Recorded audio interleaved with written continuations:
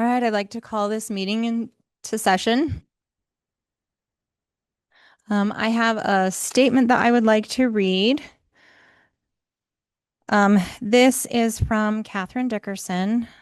She states, I regret having to inform the board that due to family illness, I will not be able to finish my term as trustee for District 6 as a board member of the Douglas County School District. This resignation to become effective November 30th, 2025. She also emailed and asked me to read this. I want to be clear. I am resigning due to an illness in my family that will be needing my constant attention. I would like to leave you all with this. We, as a district, spend great time and effort to combat bullying. When all of us as adults are in the public, or any time really, choose to be kind and compassionate, when you are disappointed or have great dislike for someone or something, if you can do that, then you will know that you have truly become an excellent example to our kiddos and all of humanity. Be blessed. And that's from Catherine Dickerson. And then a statement that I would also like to read. I would like to take this opportunity to sincerely apologize to our community for the past actions and open meeting law violations that have occurred from this board. We recognize the serious concerns that these actions have caused, and we deeply regret the loss of public trust. Please know we accept accountability, and we are fully committed to rebuilding that trust by learning from our mistakes and moving forward with integrity. As a board, we are dedicated to diligent training, hard work, and complete transparency as we put the past behind us and refocus on serving our students and community with professionalism, respect, and the accountability you deserve. At this time, do I have a motion from someone on the board? I'll motion for a adoption of a flexible agenda. I'll second. I have a motion from Ms. Miller and a second from Ms. Sniting. We'd like to open it up for public comment on the flexible agenda. Any online? Okay, seeing as there is none, we will close public comment. All in favor say aye. Aye. Any opposed? Motion passes unanimously. All right, at this time, we would like to welcome our JROTC program, and we will turn it over to the time over to them.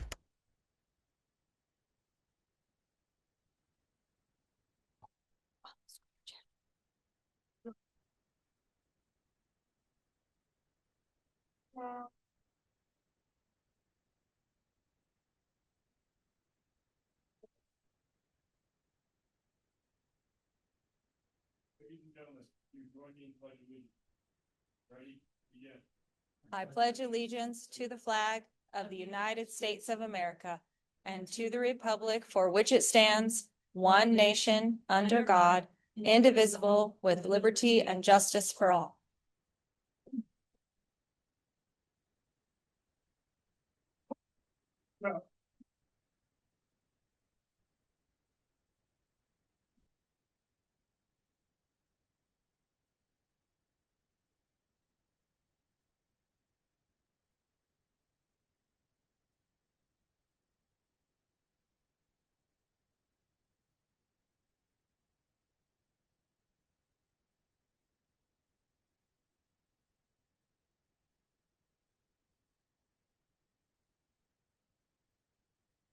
Return to formation.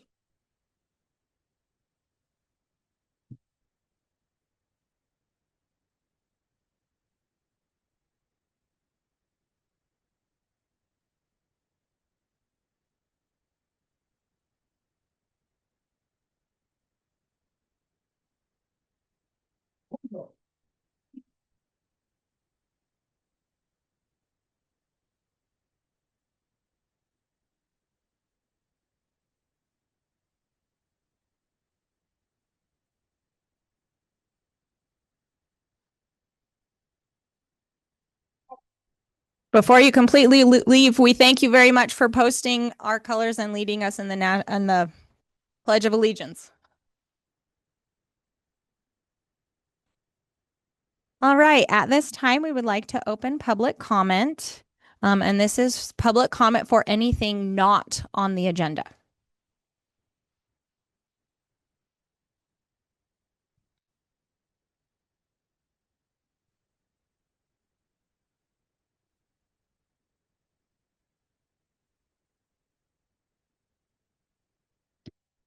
Adrian Sawyer for the record, parent of 3 DCSD students.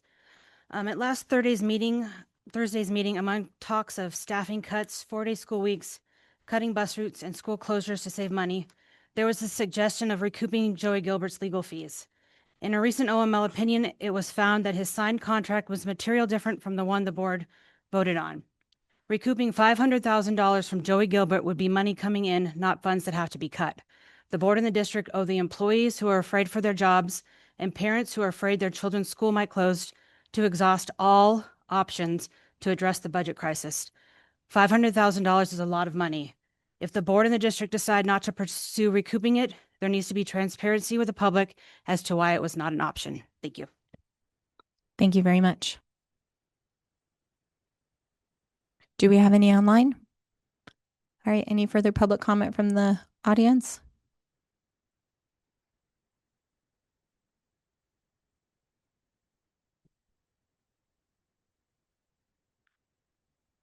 And just please make sure that you state your name for the record.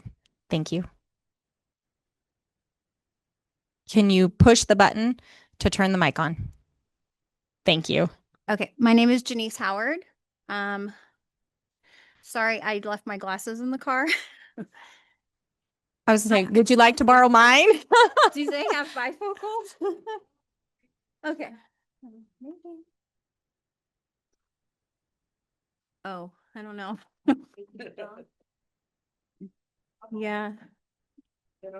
Not really. It's okay. I can read it, kind of. This is involving my son, who is a student at Douglas High School.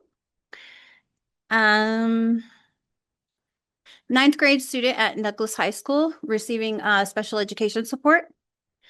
I'm here tonight because the school has imposed a behavioral intervention plan, or BIP, on my son without parental consent, and without any functional behavioral assessment, and without an IEP team decision. These steps are not optional, they're required by IDEA, Section 504 and NAC 3888, sorry, before a BIP can be created or implemented.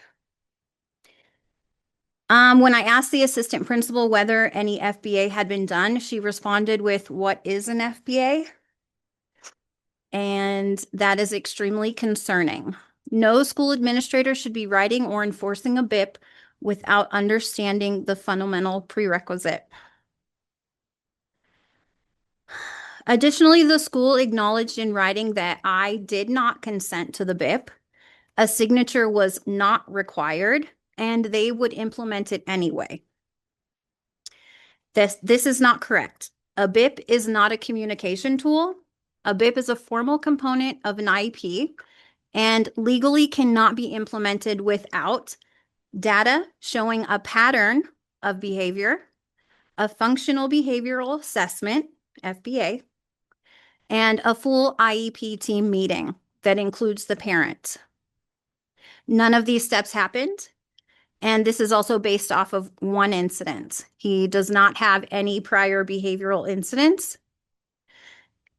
or a history of that. No referrals and nothing that would justify bypassing the law. Yet he was labeled restricted and placed under a behavioral plan based entirely on one incident where his own statement was never taken and the beginning of the event was not visible on the video. More troubling is that the BIP was justified as required under restorative justice, even though restorative justice is voluntary under Nevada law, and I explicitly declined participation multiple times. By implementing a BIP without parental consent and without evaluation and without an IEP process, the school violated IDEA procedural safeguards, Section 504, and Nevada Administrative Code requirements for behavioral plans.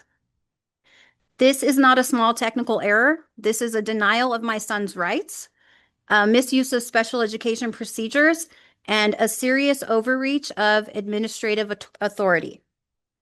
I'm asking the board to review how BIPs are being implemented district-wide, ensure staff are properly trained on FBA and IDEA requirements, and confirm that no other student is placed under a BIP without lawful process. Parents have the right to participate, students have the right to fair treatment, and a BIP should never be used as a punishment or imposed without the safeguards of the law that the law requires. Thank you. Thank you very much.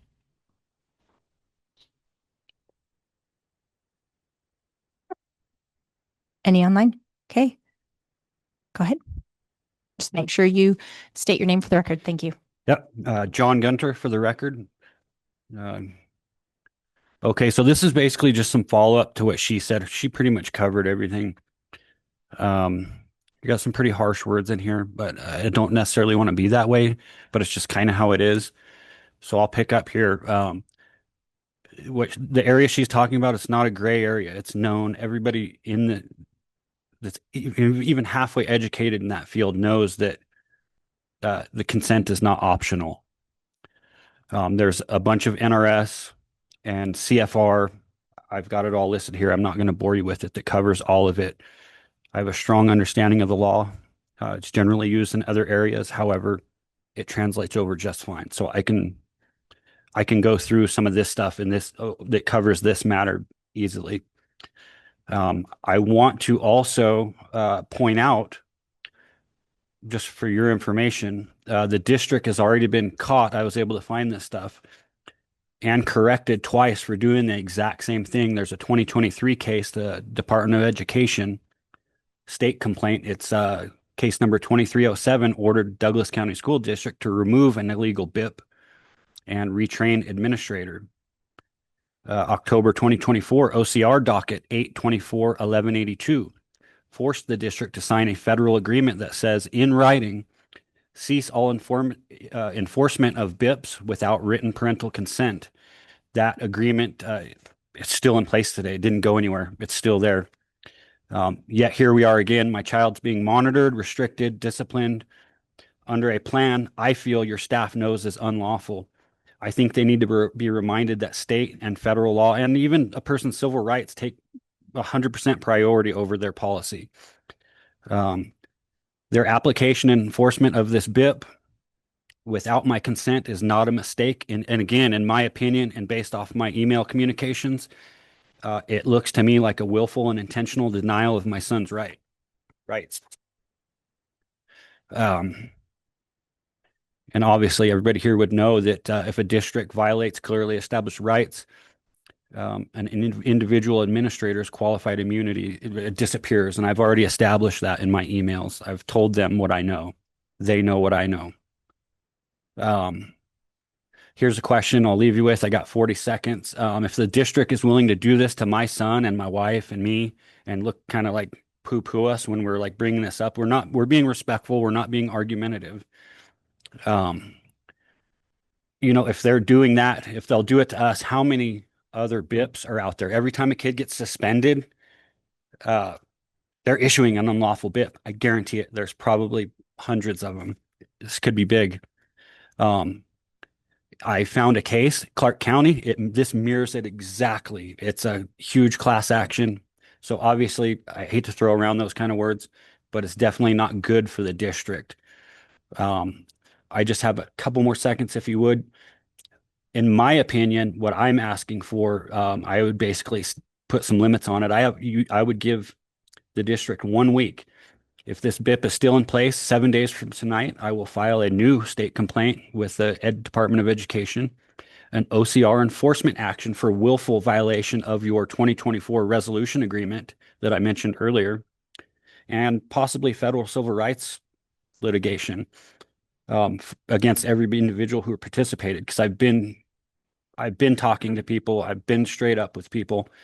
So I'm asking you guys, please just ask some questions, talk to the principal, talk to the education director, whoever he is. I forget his name. Educate yourself on this. Read into it. They don't know. I'm assuming all of you probably don't know the nuts and bolts of this, but cut and dry, they can't do what they're doing to us, and they've already committed 100%. So it needs to be looked at.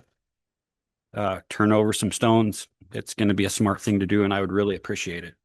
And do I need to sign in on this? Yes, please put your name there. Thank you. Thanks for your time, guys. Thank you.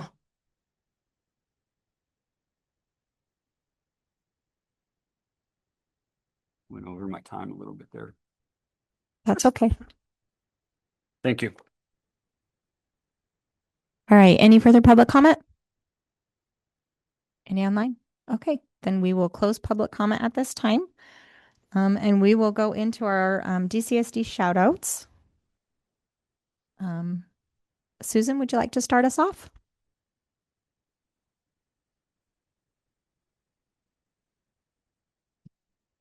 So my first person is Damasa Miller, and I actually know her. And she's an MES, a Minden Elementary School learning strategist.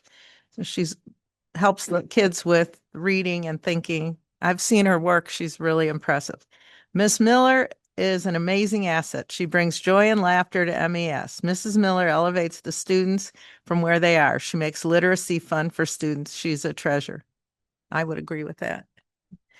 The second one is Sage Lanzini, a DHS student. In the 4 years I've worked at the high school in the role of ISS instructor, this student has grown and come so far since 9th grade. He's a very kind, caring young man and has a bright future in the Marines. I can only say it's the most rewarding part of my job to see the students grow. Marcus? So the first one I have here is Greg Thetford, principal of CVMS. Thank you, Mr. Thetford, for doing such a fantastic job as the new principal of CVMS. With your leadership, disruptions are being taken care of, students can focus on learning, and teachers can focus on teaching. This is a big but welcome change. We appreciate your hard work and dedication to making CVMS the best that it can be. Keep up the good work. And the last one is Alicia Rode, who's a teacher at Aspire. I am shouting out Alicia Rode for her outstanding collaboration and leadership at Aspire. She has taken on multiple lead roles, including PBIS, Homebound, Student of the Month, and more. Thank you, Alicia, for all that you do to shine a spotlight on student success and for your hand in helping them succeed. I have Jessica Metals from Aspire. Jessica Metals has some iconic shoes to fill here at Aspire, and she has done so with grace, a smile, and perseverance to learn all of the myriad of things of her new role. We are grateful she came and is part of the Aspire family. The second one I have is Tasha Hamilton. She's a social worker. Tasha goes above and beyond for our students in need. She buys food, hygiene products, and needed household items for students when they cannot. She works with our at-risk and in-need population with a smile and caring attitude.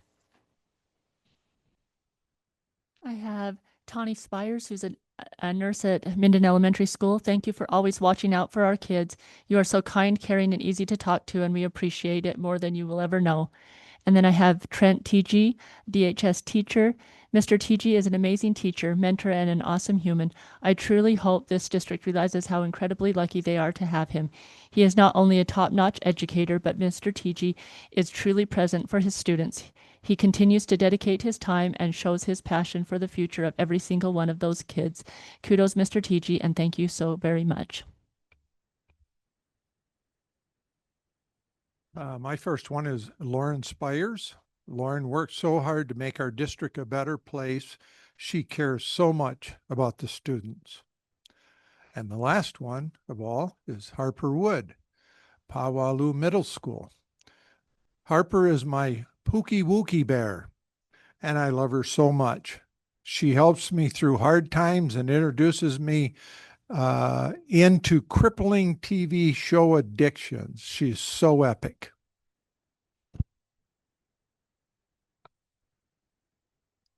All right, this one is for Heather Van Dyke at DHS. Heather is our high school PE teacher, full-time mom, volunteer, varsity football security, and assistant athletic trainer. The last two are add-ons on my recent observations. Heather cares for others and others' children like her own. She helped the athletic trainer with numerous injuries in the locker room during the first week of football. She knew the kids by name and helped in any way that she could to keep them calm during time of collarbone injury, concussion, cleat injury, etc. It's a great example of how a teacher works beyond the typical 40-hour week. 40-hour work week because they love what they do. Everyone loves Heather. And the last one is for Elizabeth Likeness at CVMS. I love Miss Likeness. She is an absolute best. She always ensures that her students are fully understanding of assignments and puts in the extra mile for all of her students at CVMS. She truly is an amazing teacher. There is no one like Miss Likeness, and there never will be. She is my favorite teacher, as well as many of my friends. And I can say amen to that because she's had 4 of my 6 kids. So she's amazing. All right. At this time, we have no closed session. So we will be skipping on to our consent items.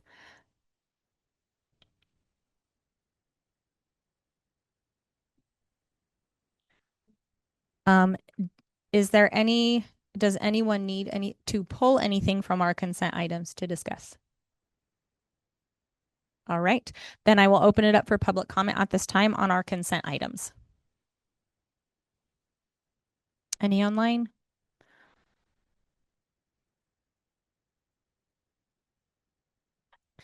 All right, if we have no public comment, I will close public comment. Do I have a motion from someone on the board? Sure.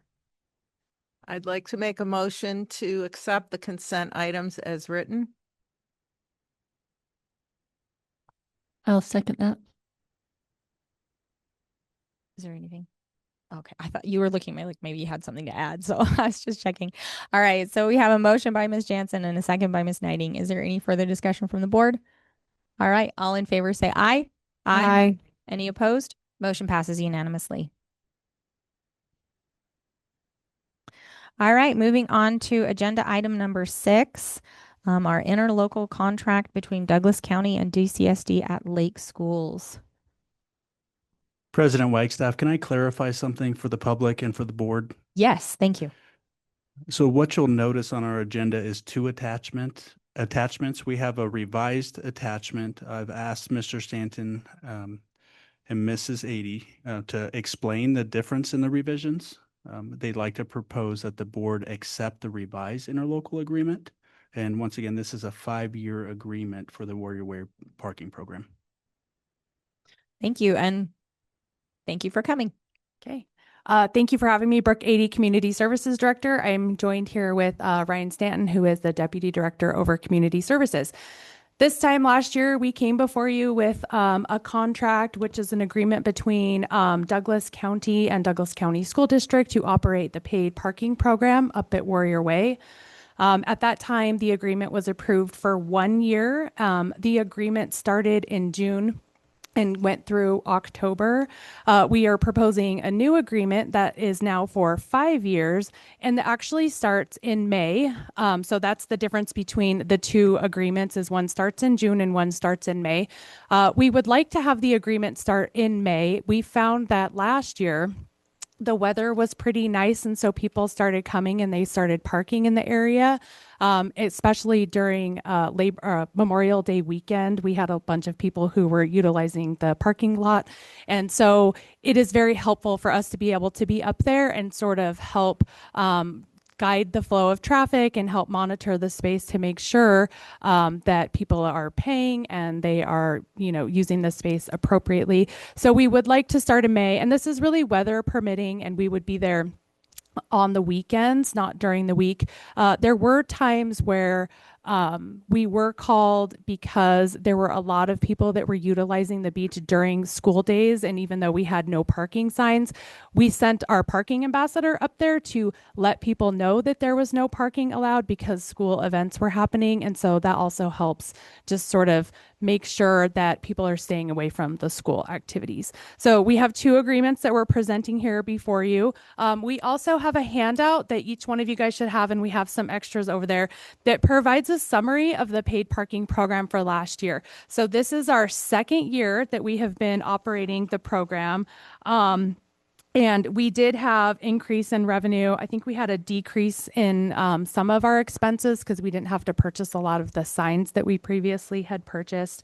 And in total, we brought in $160,201. So after all of our expenses, our net profit was $128,747.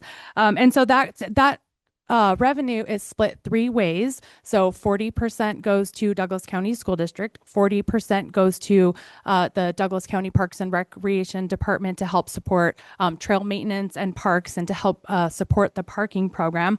And then $30,000 or 20% of the total revenue goes to the parents groups that help support the parking program by helping, really on 4th of July is the biggest day, where we have a lot of people. They help park, they help clean up trash, and they are also great ambassadors of the space. So if you see down at the bottom, you'll see the breakout, and we are here today to present a check to the Douglas County School District for $49,683.05. I'm happy to answer any questions that you guys might have of the agreement, but this has really shown to be a really great partnership between the parents groups, the school district, and the county to help support a lot of our needs while really managing the use of the beach and to make sure that people have an enjoyable experience. Thank you so much. All right. Does anyone from the board have questions? Ms. Miller? Due to a conflict in my personal nature with the parents groups, I'm going to abstain from discussion and voting. All right. Thank you for that. Mr. Zinke? Yeah, please. Hi there. Miss Adie, I have a question for both of you, actually. Have you looked into the parking machines and do we know the approximate cost of such? Brooke Adie, Community Services Director. I'll answer part of that, and I might have Ryan answer some related to the cost. So the very first year that we did this parking program was in 2024, and we used Honk, which is an online mobile app where you can either text or scan a QR code to pay. The second year, we had every intention of going with a new vendor that had a kiosk where we could use credit card payments right away. And that vendor fell through. So we reverted back to Honk. We already had all of the signage. We already had an agreement with them. It worked really well last year. I'll let Ryan answer on the costs. What we're looking at for this next year is working with a different company it's called Ventec to look at in a kiosk where you can pay with your credit card. So we probably wouldn't use Honk anymore. It would all be through credit card payments. Ryan Stanton, Deputy Director, for the record. So we did, like Brooke said, we did have a contract that we had signed and we're ready to move forward with a company by the name of Flowbird. And come to find out, they were not able to meet the needs of our program. And with our program, for those of you that don't know, all Douglas County residents park for free. And the way that our Honk system works is if they type in a zip code within Douglas County, then that resident parks for free. However, if that zip code is out of Douglas County, then they get charged appropriately. So during the weekdays, Monday through Friday, we do charge $20 for parking, $40 on the weekends, and $100 on holiday weekends. So like Brooke also said, we're working with Ventec. We have kiosks at the Topaz Lake Campground and the shooting range, and we've had huge success with them. I'm in conversations with them right now, and it sounds like they will be able to accommodate the programming. So we're hopeful that we can try to work on something during the winter and spring, and hopefully try to get something up there for self-pay, a little more accommodating to the public. They were the question that you please asked. go ahead. I believe they were about $10,000 to $15,000 a piece, and we do plan to put in two. One that would be for ADA needs, and then a taller unit for able-bodied folks.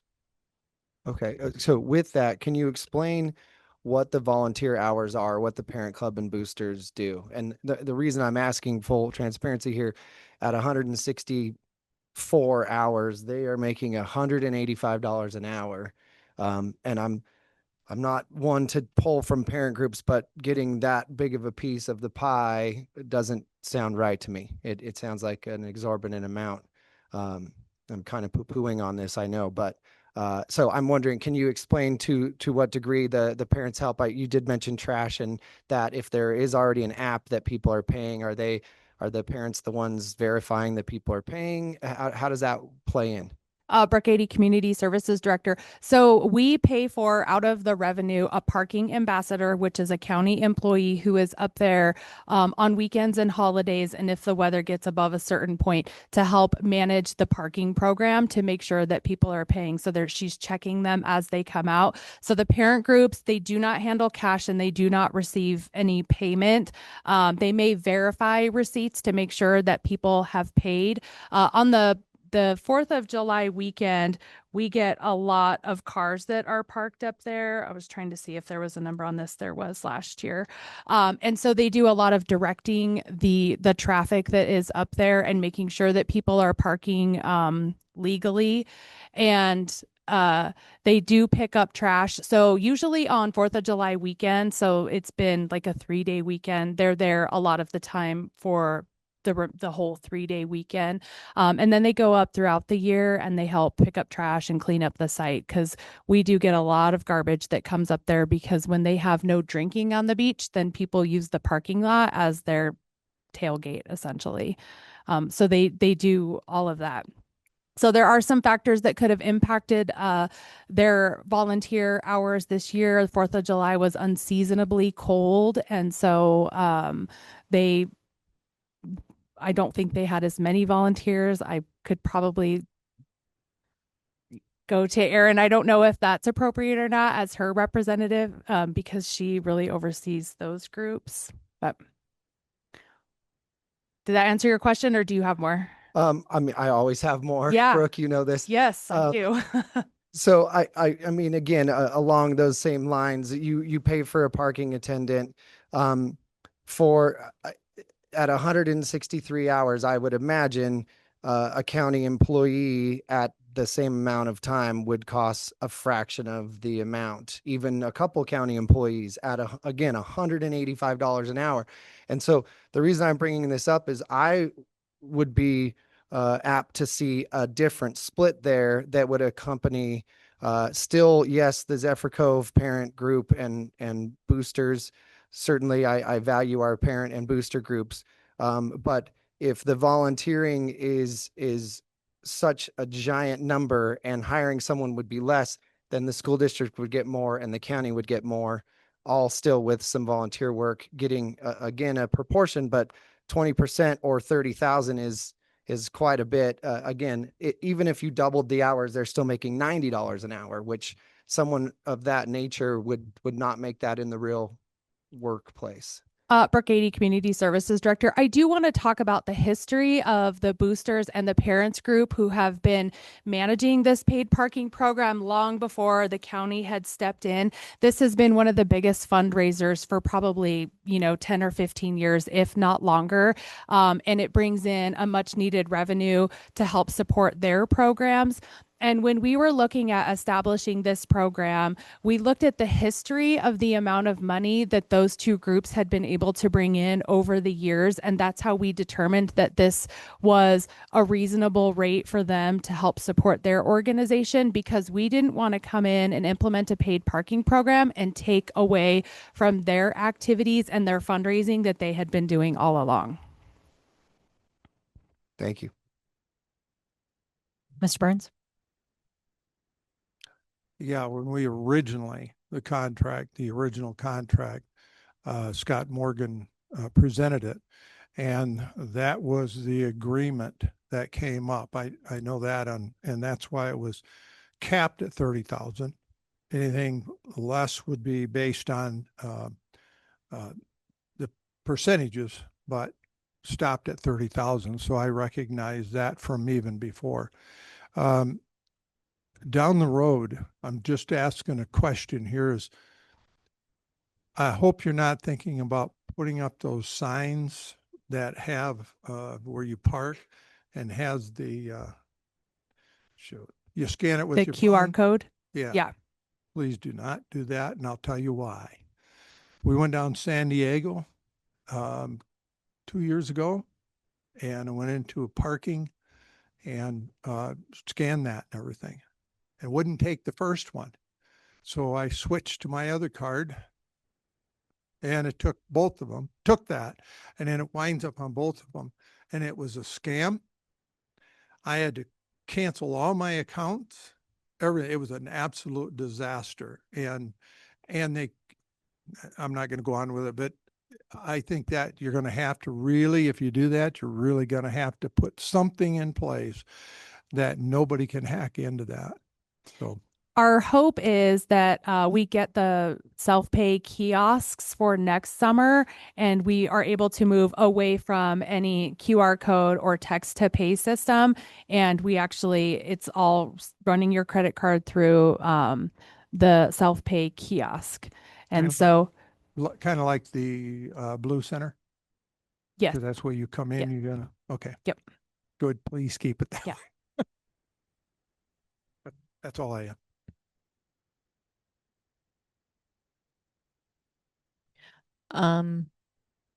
All right. So at this time, we would like to open it up. Thank you very much for coming and for answering our questions. We will open it up for public comment at this time.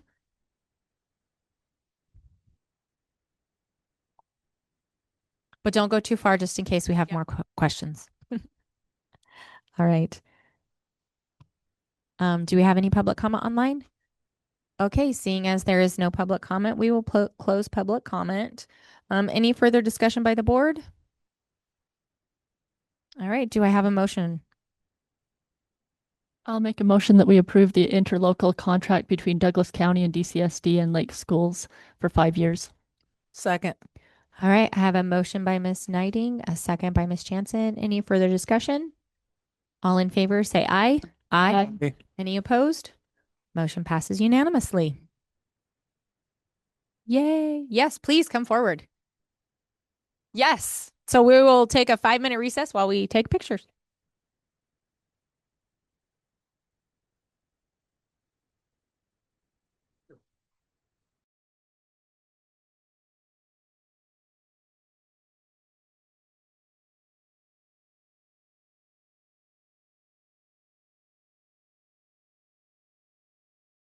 Right, we are back from a quick recess. All right, on to item number 7, DCSD at the town of Minden. Mr. Alvarado. Yeah, I'll go ahead and provide some background. So at the October 16th regular meeting, I reported to the board that I'd engaged in an initial conversation with JD Frisbee, town manager for Minden, about the filled area at 1638 Mono Avenue, which is the district office. Currently, it is being utilized as a dog park.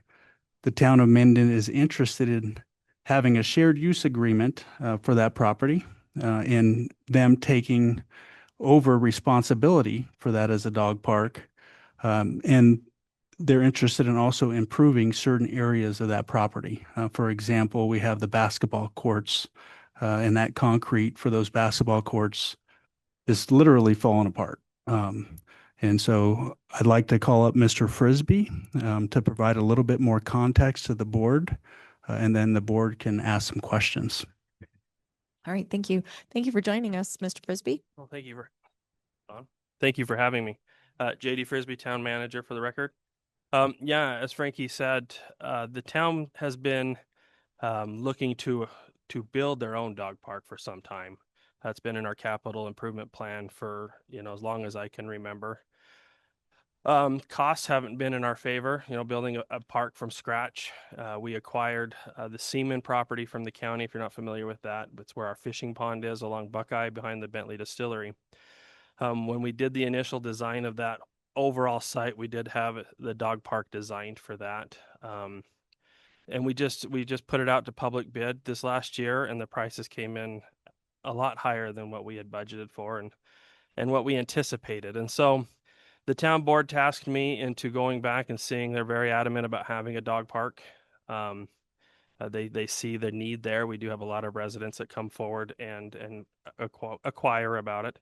If you come to Minden Park itself, we're overran with dogs. And so that's when I reached out to Frankie to see what the board or what the school district's vision was for that going forward. Obviously, it's been closed for some time. If it was the interest of opening it back up and allowing it back to the purpose it's been utilized as, then the town had very much interest into, working with the school district and help making improvements there with the money that we have budgeted for a dog park.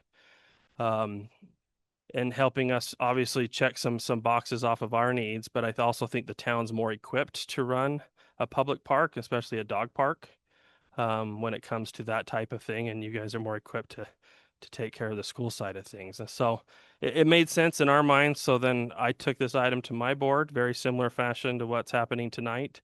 I did receive their blessing to move forward with working with the school district and Frankie on putting together an agreement to bring back to both boards. And that's where we are at right now. All right, thank you. Does anyone from the board have questions? Mr. Burns? Does the school system pay taxes on buildings?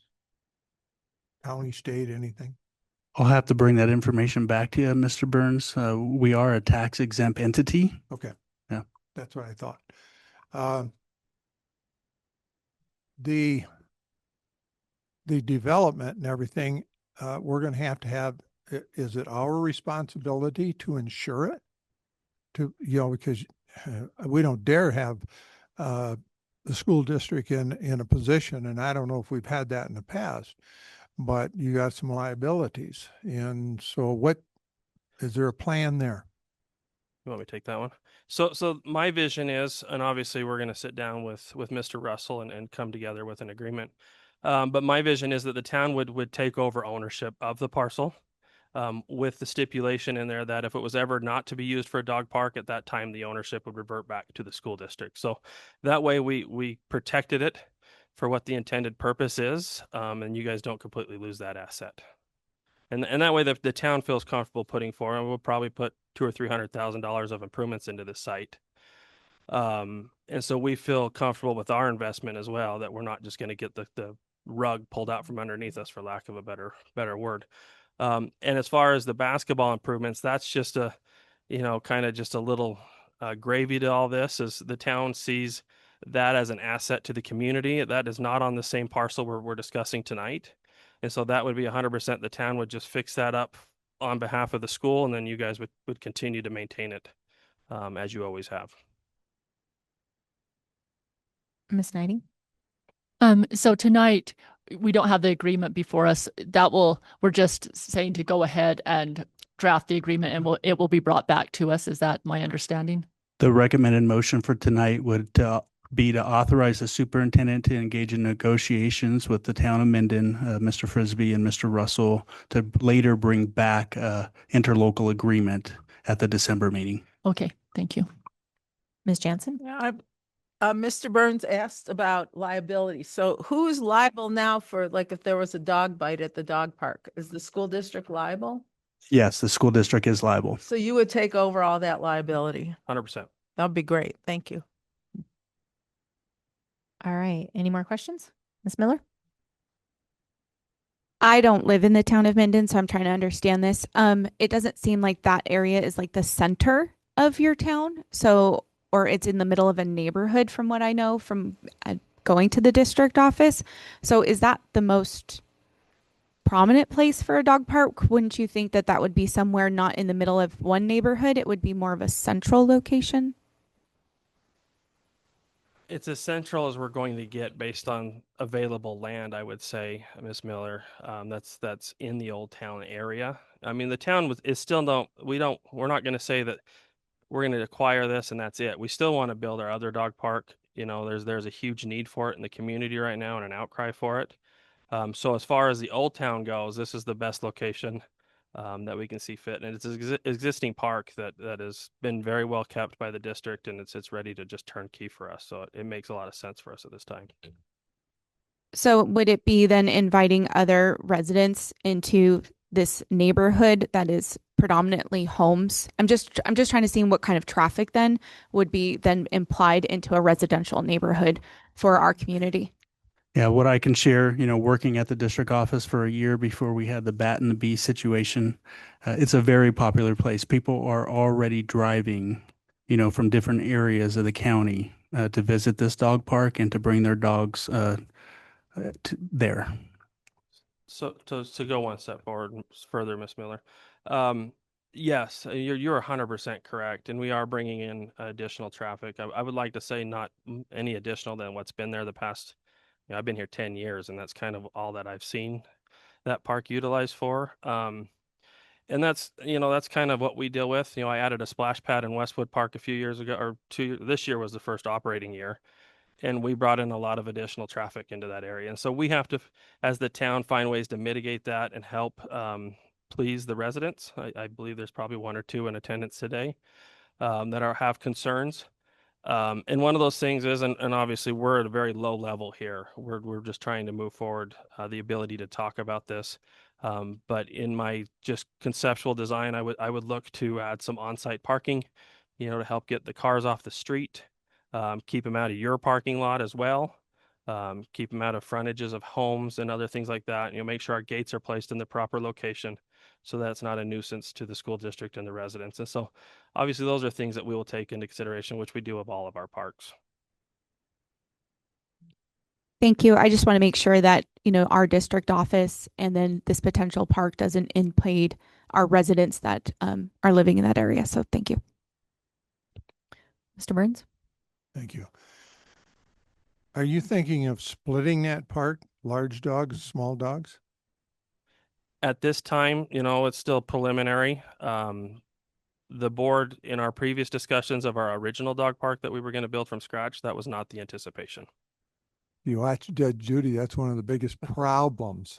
We've heard that as well. And when we put it out to bid, public comment, there was one or two that would like to see that segregated. Okay. Did you have something to say, Mr. Zinke? Okay. All right. Any further questions? All right, then we will open it up for public comment at this time.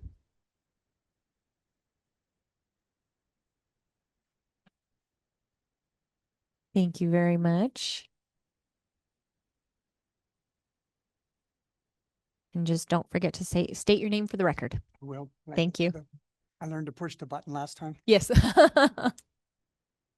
Oh, I don't. Okay, cool. Great. Thank you. My name is Jim Valentine. I was here a couple of months ago and brought the dog park to your attention. It seemed to be a surprise to many of you at that time. I find it interesting. You've been talking, with the town when I was asking you to curtail activities, and now you're expanding them. But I've got a few comments. I'm saying here, instead of minimizing the problem as I requested at that time, there is now conversation about expanding and making the situation permanent. This is a travesty for the town of Minden. The district didn't solicit the interaction, I understand. The town reached out, so I appreciate that. I wasn't at the meeting when the town board made their decision. I didn't see it on the agenda. I've since called a town board member who assured me that you got a great point. I wish I had known this before. I will be attending from now on, but they made a decision without full knowledge of the impact and some of the statements that I made to you. And anyway, they were well appreciated. This is more of a Minden town planning matter than school district, and I appreciate that. You're looking to facilitate perhaps not operating a dog park, which there is no dog park there. There's a park that's been commandeered by dog people. You don't allow dogs on your property. So now the question, as I mentioned last time, why now at the district office? And we know that it got to this point because of the problematic behavior of those coming to the park. I talked to your representative that, Frankie, you had asked to call me, and she did, and we had a nice conversation. She was the one that took the action on behalf of the school district when you pushed it all to the other side of the park, put the signs up, did all that action. And it was clearly because of the behavior of the people. You had it forced on you by the park attendees being very offensive, and that's our experience. That's the problem. Everybody's calling it a dog park, but it's been an open area of school district property that was used by youth teams to practice, parents playing with their kids, occasional dog. Nothing happened to make it a dog park. Nothing. There seems to be an effort now to officially recognize it without any due process. It doesn't fit Title 18 code. I mean, it doesn't work. My question is, what's next? If homeless people start congregating under the bleachers at the high school, are you going to call it Camp Roman? Are they going to commandeer the park? That's an exaggeration, but you understand the point, I hope, that these people set out, took over this area, and now it's being called a dog park. It's not a dog park. It's a place where people go and be rude and let their dogs run around. And I'm sorry for the editorial comment, but that's just our experience living across the street. The problem is it was pushed on the community, and it's changing the character of the immediate neighborhood. And are we going to allow people to push their way onto district property? That's a big question here, because if it happened there, where else is it going to happen? Minden, a unique little town, as my neighbor and friend Wen Mall wrote a book about, will be forever changed having the traffic directed to the small residential area in Old Town. Those living in town walk their dogs, and there's no sidewalks in the area. They walk their dogs. Those coming to the park are overwhelmingly arriving by car. You referenced it with your time you've been there. We've witnessed this thanks to the video cameras that my grandson has installed. So the people are driving to this location. They're coming from Windhaven, Montero, Lennar, and somebody said from other parts of the county. That was, I think, to the splash pad, which, by the way, has a lot of parking. It's always been that open park area that doesn't have the same impact on the homes immediately there. But these people can head east and have thousands of acres of public lands to play on, to run their their dog on. Might even find a rabbit to exercise their dog so they don't have to. That's what everybody did. You go out of town, you let them run in the sagebrush. There are already established dog parks the dog owners can drive to in addition to the public lands. My question is, at what cost is this conception? And I understand this I is think in the your 3 conception minutes stage. is up.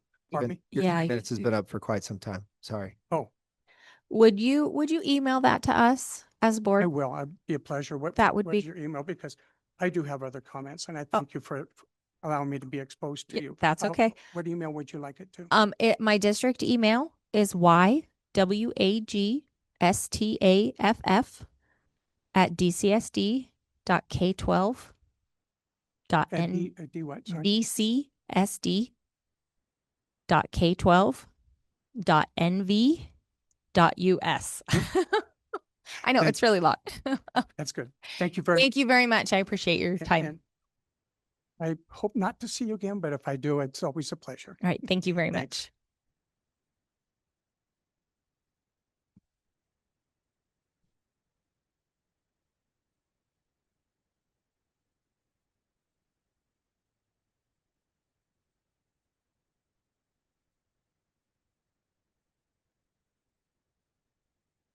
Hello, Melinda Matus for the record.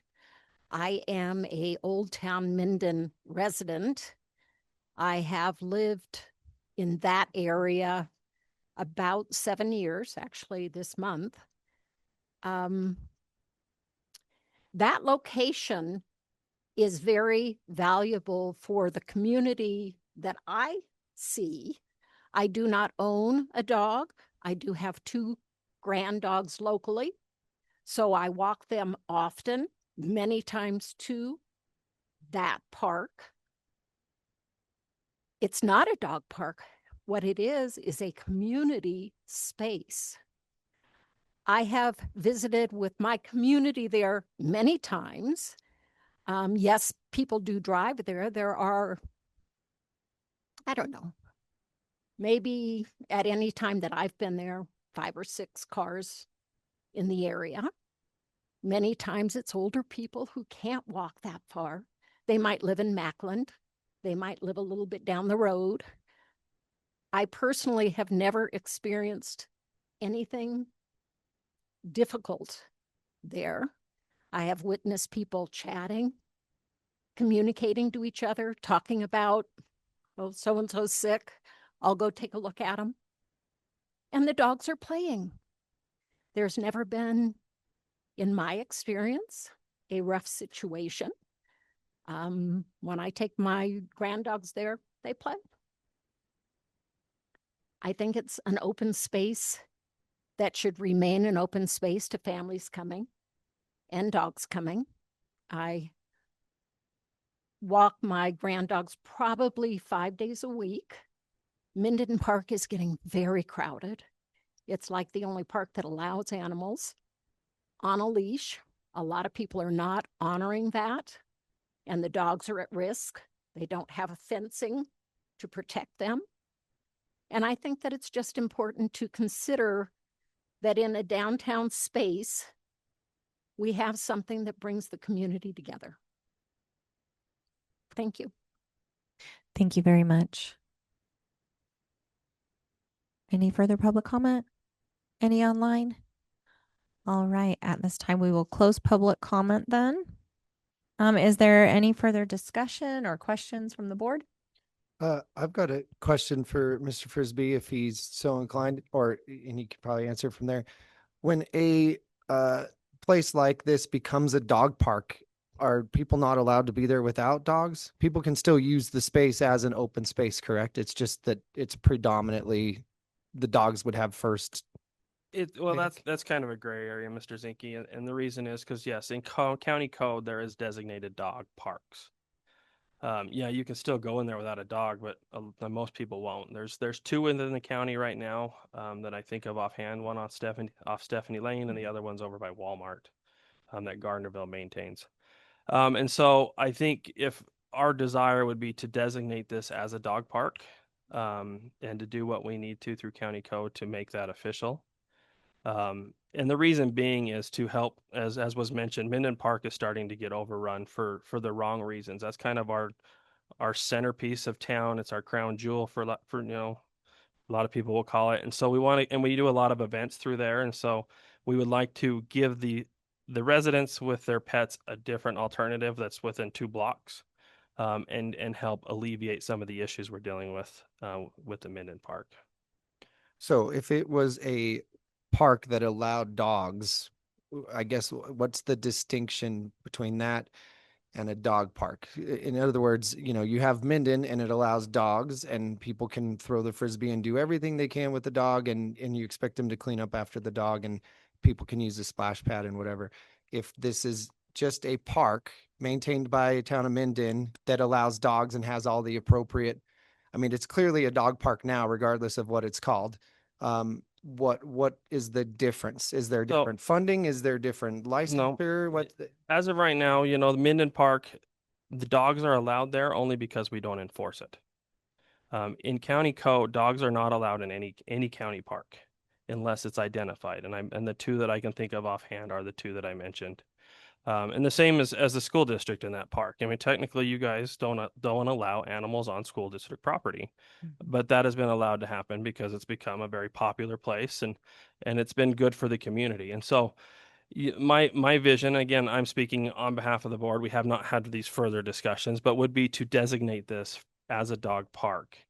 And that may give us a little bit more ability to walk up to somebody at Minden Park and say, hey, you at least need to have your dog on a leash. Give us a little more teeth going forward, because we have now provided a designated area for them to have their dog run free. I hope that answered your question. Yeah, I think so. I think it's a great idea. I think it's a big benefit to the school district for the sake of the limit of liability and the improvements to the grounds. That park hasn't changed in years. I've played basketball on those very same hoops as a 4th grader and a 3rd grader. Nothing has changed. And that certainly would be a benefit to the school district. Obviously this is a very preliminary thing. I would just think that if you explore calling it a dog and community park or something along those lines, if that's at all possible, obviously you've got a battle ahead of you regardless of our decision today, but thank you for your time and thank you for explaining that. Appreciate it. Ms. Knighting? Just a question. If we authorize this, is this still something that you need to take back to your board so people would have a time to come to your board meeting and discuss it with you? Because really, I don't think the school district is into managing open spaces. That's really not what we do. We don't want the liability and we don't manage open spaces, but this would be something that people would have the opportunity to then come before the Minden board and voice their concerns. 100%.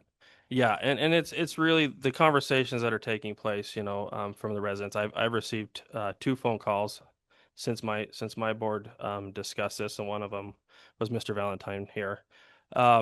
And so, yeah, those questions should be coming to the town of Mindenport because we are the ones looking to operate this as a dog park officially. Okay, and then just one more question. What would be the fiscal impact on the school district? Would I don't know if that's been discussed yet, or is there any fiscal impact to us? Yeah, we've only had one initial discussion, and I felt that it was important to get authorization from the board to further negotiations. But I can bring that information back to you if the board is to authorize us to bring an agreement at the December meeting. Okay, thank you. Question I have really fast. If an agreement is brought before the board, that doesn't mean that the board necessarily has to approve it, correct? Correct. Okay. Right. I'm not leaning one way or the other. I'm just asking for transparency. Mr. Burns. This is Minden. The money's coming from Minden to do what you're talking about. So Yes. that's specifically money from the taxpayers of Minden. Yeah, more or less. So the property taxes of Minden residents would go into this along with some other thing. Yeah, RC tax and other taxes that we. Could it possible? I mean, Minden's got a lot of residents. Could it be possible that that it's for Minden residents only? So I just for all transparency, Minden does not have a lot of residents. The town of Minden stops at the sewer plant. All that in Johnson Lane, just so we're all on the same page, all that North County is not, even though they have a Minden mailing address, they're not Minden residents. So we have about 3,500 residents within the town of Minden, and that's we're about 70,000 within the county. It's probably higher than that now. But it would be a public facility. It would be a public park. We wouldn't be able to close it off to just Minden residents because there's just no way to manage that and to oversee that, if that was your question. Yeah, it is. I mean, you know, you can be over, and I'm not for it against it. I just see an overrun at the park, which you've already kind of recognized that can happen. And, you know, that's what I'm thinking. It would slow things down of traffic and everything. And it would just give them the actual taxpayers exclusive rights to it. I'm just throwing it out there as a thought, you know, in part of it, because if I was across the street, I'm just being honest with you, I can see the problem. But if it was the residents, my fellow residents in a town, I wouldn't have a problem, but that's me. No, and noted and appreciated. We understand. Okay. I have a question. I know we're talking about the grass area and the basketball court, but I know that there is off to the side, there's also like a little playground area. So that doesn't get used, does it? Does it get used? Okay, maybe I just am not there at the same times as other people. Yeah, there's a daycare program, you know, that walks kids over to that area. Oh, okay. It's not used on a daily basis. Okay. But it does get used. It does get used, and it is district property. Okay. And it is being used for kids. Okay. And just to clarify, Ms. Wagstaff, these are two separate parcels, right? There's an alleyway that actually dissects these two, where the district office is and this park. And so we're just talking about the parcel to let's say the west side of the alley, and then also helping improve the basketball court that's on and would remain on school district property. Okay. All right. Thank you for that clarification. Ms. Miller? I have a question in regards to the two parcels. Now, when that used to be our old Gardnerville Elementary School, am I correct? Superintendent Alvarado? Minden. Minden? It was Minden Elementary? Yes. Okay. So how was that property given to the school district, or was it bought? Yeah, I don't have the history of that property.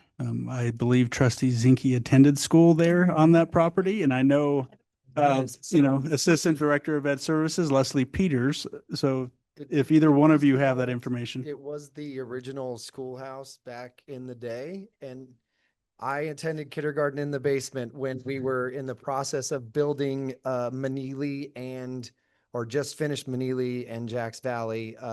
Before attending Manili, it was kindergarten in the basin. So it has been used as a school in the past. I know it obviously is the district offices and seems to work well there besides the aforementioned infestations. But regardless, yes, it was in fact a school back in the day.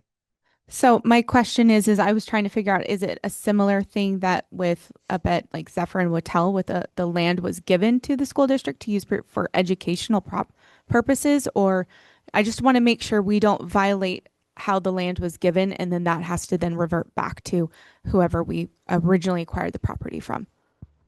I can research, any past agreements. I don't have access to that right now, so I'd have to figure out who in the district has that and then review it. Well, and that would all take place during the MOU with Absolutely. and everything. Absolutely. Right. Like this, we're not agreeing to make it a park today. We're agreeing to start the negotiations for such. And then that's when all of the information. Yeah. Thank you. All right. Any further questions or discussion, Mr. Byrne? I'm just going to throw this out there. I didn't really realize there's the little kids park or something there. Is that open fencing? Or is it fenced? It's fenced. It's fenced. Separate. Yeah, both that grass-filled area is fenced and the playground is fenced and the basketball courts are fenced. Okay, I knew the basketball, but okay, that answered my question. I just want to make sure if dogs are coming in, that there's a protection to that. So the dogs, if somebody lost, got away from them, I wouldn't want them running over to the kids. No, it's separated by a fence. So good. All right. One more thing. Ms. So Jansen. would the responsibility of maintaining the fences also now be part of the city of Minden's Correct. responsibility? Anything on that parcel, and that would be one of the things we did. I know the school district added a fence along the alleyway because there wasn't a fence there originally when they first started occupying that space with dogs.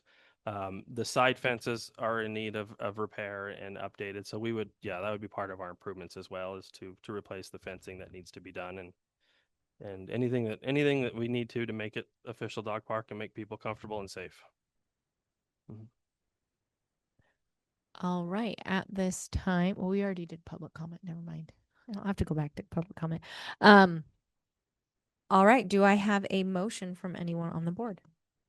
I'll make a motion. I make a motion to authorize Superintendent Alvarado to negotiate an MOU with the town of Minden for the purpose of making the grassland adjacent to the district office a dog park. I would second that. All right. I have a motion by Mr. Zinke and a second by Mr. Burns. Any further discussion by the board? All in favor say aye. Aye. Any opposed? Oppose. All right. I got to count one. Five approve. So motion passes. I'm so sorry. Motion passes 5-1. Miss Miller opposed. All right. Thank you very much, Mr. Frisbee, for coming. Appreciate it. All right. At this time, we will go to item number 8 on our agenda, our health insurance stop loss renewal. Ms. Dwyer, I will turn it over to you. And Leanne, thank you for coming. So Leanne Karras is joining us for this. She is my wing woman. We couldn't do this without her. So Leanne, insurance guru. She is.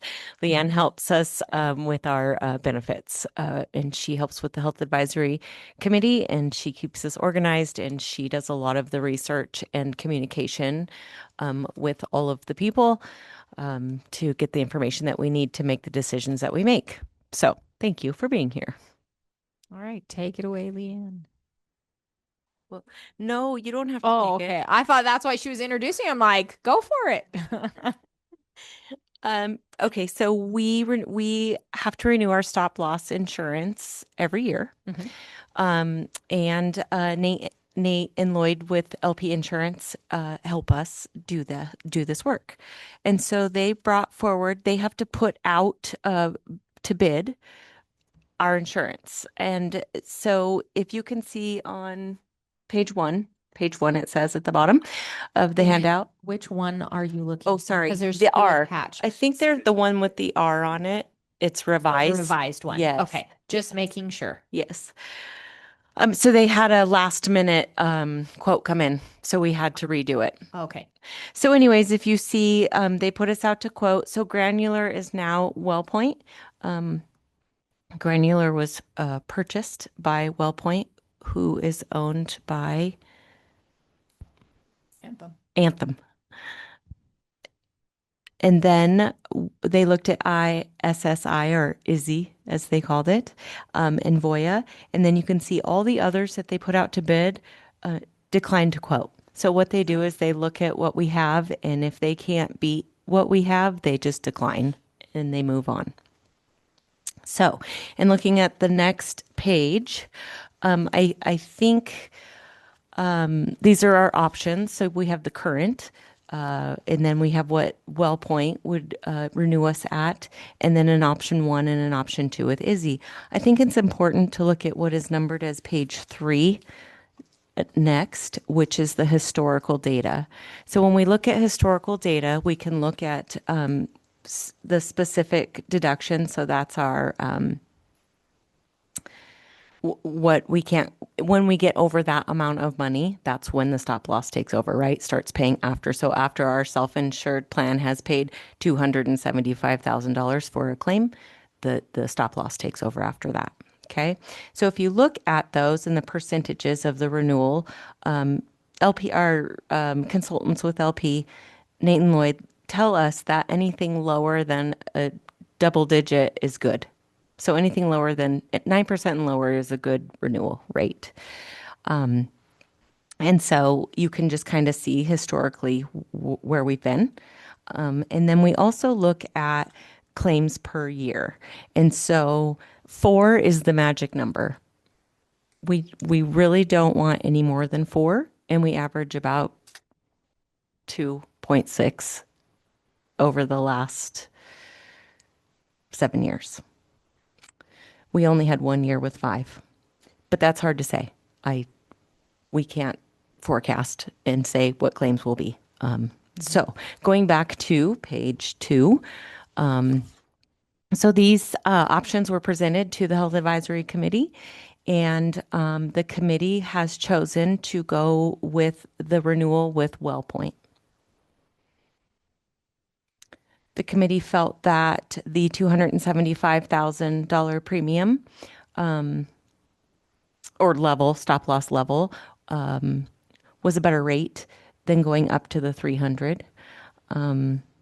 They wanted to stay with the 275, and they felt that because we've been with Granular now for 3 years, even though Granular was purchased by Anthem, we felt like we were staying with the company we were with, or with the same rules that we've had to follow over the last 3 years.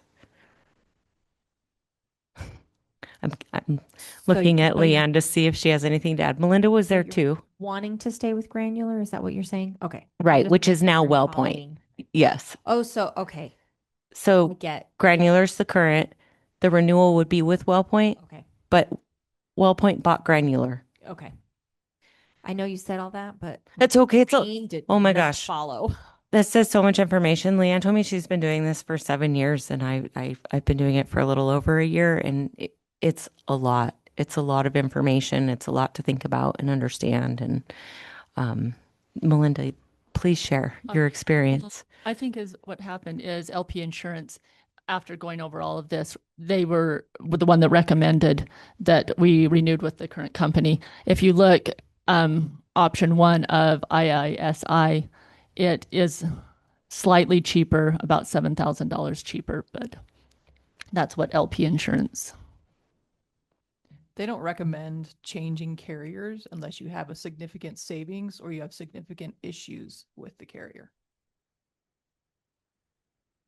And they felt there would be consistency staying with WellPoint, previously known as Granular. And you're saying that is all owned by Anthem? Yes. And that is a contract, any changes in the contract from before with Granular? There is a change, but it's to our benefit. They have things like, there's There's no new laser next year. So that's a good thing. What is that? But otherwise, as far as claims, there's no change there. Can you explain what the laser is, please? Yes, please. I read that and I was like, what? So a laser is typically somebody after a review of our claims. It could be a person, it could be a couple of different people. Like they could say you have 2 lasers.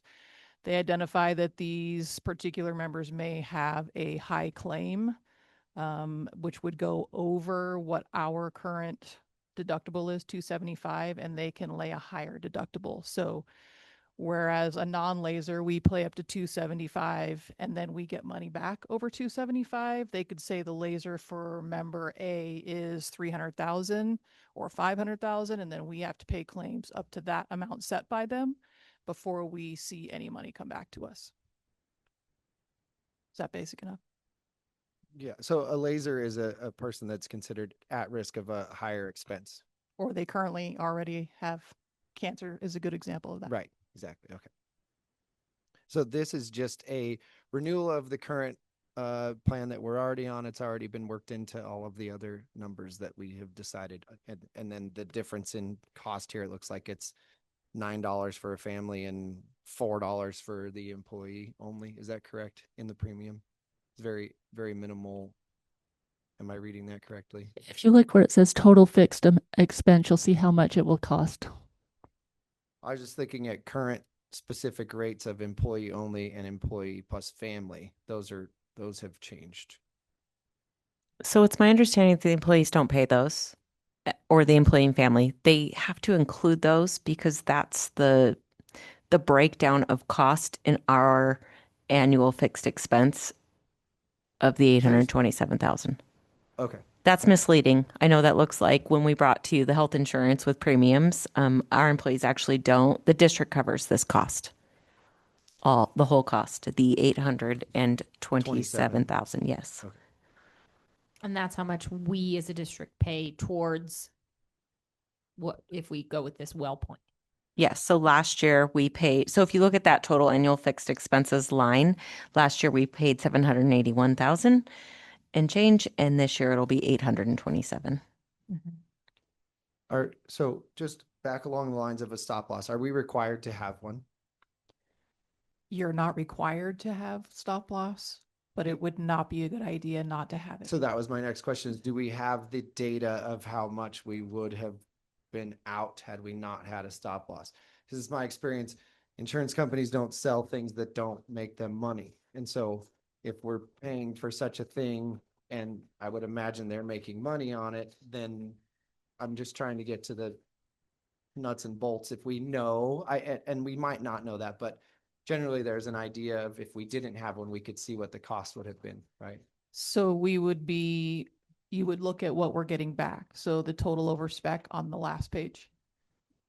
We would be paying that much more that we're not getting back. So those claims so what is that, 2024, we got $162,000 back. So anything that was over 275 for those 2 claims, we got that back. So that was a savings to us of that amount. But if you look way back in 2021, we got over $1 million back. Yeah. So that would be I would say that would be a good target to look at if you're considering. So some years and it's obviously the high end is way worse than the low end. Okay. And Thank you you. just never know when one of those Of claims course. come your way. Yeah. That's the whole idea of insurance. Yeah. It's a racket. And this year so far, we're at about $117,000 reimbursed. On 2 claims. Yes. So we're following our pattern. Is this for 1 year? It is 1 year. Yeah. Okay.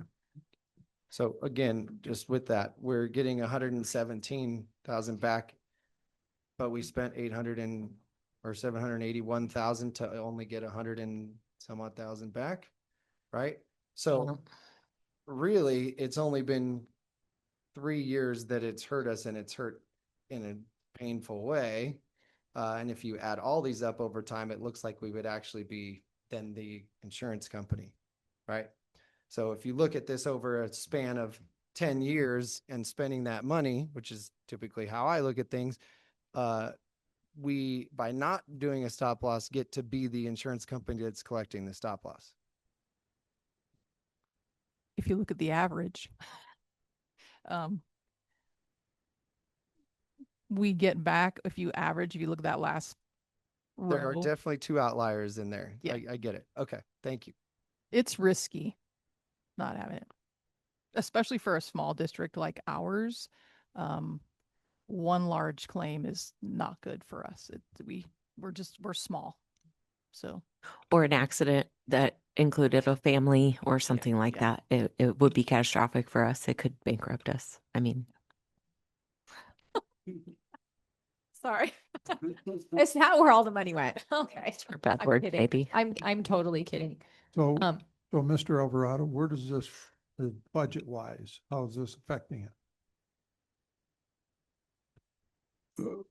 It's built in as our liability insurance. If you recall back in June when Pool Pack presented to us, it's a full package within that, and this is like a sub package that we're able to apply to and get. Or 10 minutes ago when I asked the same exact question.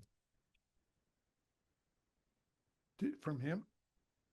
I asked the presenters, yeah, exactly. That it's a renewal. So we had already done it once and we're doing it again. And I discussed the cost difference and if it was built in and all that fun stuff. Okay. I'm going to ask a question because my brain is just not, it's just the connections are not being made. So we're going to pay $827,916 with the hope that we will get some of that back. Is that, this is where I'm getting confused. Ideally, we don't have any stop loss claims because that means we've had at least one claim that is very high. So yes, it's like any insurance. You pay into it hoping to get out of it, but in the long run, you really don't want to get anything out of it because that means you've had a claim or an issue. Okay. So I guess I'm confused then. it really protects us for, especially in that year 2021, you're at $100,000, $1 million. Right. So when you say total overspec, what? I'm not understanding that part. Over the deductible. They say spec, we say deductible. So anything over for a single claimant over 275 right now, we get that money back. Granular writes us a check. So that sends money it that we to have paid out to the a claim provider Mhm. on a claim. Yeah, Okay. Hometown Health works in conjunction with them, and they Okay. when they get the claims, then they work with our stop loss carrier to process those claims so that they can then process us receiving the money back. Okay. I am following you now. It's insurance I'm for sorry insurance. it took me so long. Yeah. Thank you for answering my questions. The way I make sense of it, it's like our homeowners insurance, right? We have it, we pay into it. And pray we Many of never us, have to use yes, it. right. But Okay. it's there for us if we need it. Right. Okay. I am following you. I'm on the same page. Sorry it took me so long to get there. Melinda. So I think if we look at this, 3 out of the last 7 years, well, 3 out of the last 6 years, well, no, 7 years, we have gone over the 827,000 that we would be paying, if that makes any sense. By an amount that would really mess up the district. Yes. Like in 2021, we got back 1.6 million and we paid in 8, right? So it was even less than that was at even that. less, exactly right. Right. So, then in a year that we didn't have the stop loss like that, we would have been out that money. Yeah, I do not think that it would not be fiscally wise to go without this. Yeah. We could bankrupt the district in a year if we had that. Even more so. You could bankrupt it in a day. Yeah. All right. Thank you. Sorry. I appreciate everyone's patience in my slow uptake there. That's okay. I think that, again, this is a lot of information to process and it's new to many of us. We don't even, I didn't We've even never- know what right, questions to ask. So right. and that's why Never I heard didn't, of it I before. didn't think to call and ask because I was like, I don't even know what questions to ask. that is okay. And you can ask Melinda. The Health Advisory Committee meetings are a lot of information. I have learned a ton. Yes. It's been good for me. I'm really glad you're sitting on that committee and it's not me. So it is the recommendation of the Health Advisory Committee to the board to renew with WellPoint, AKA Granular. Okay.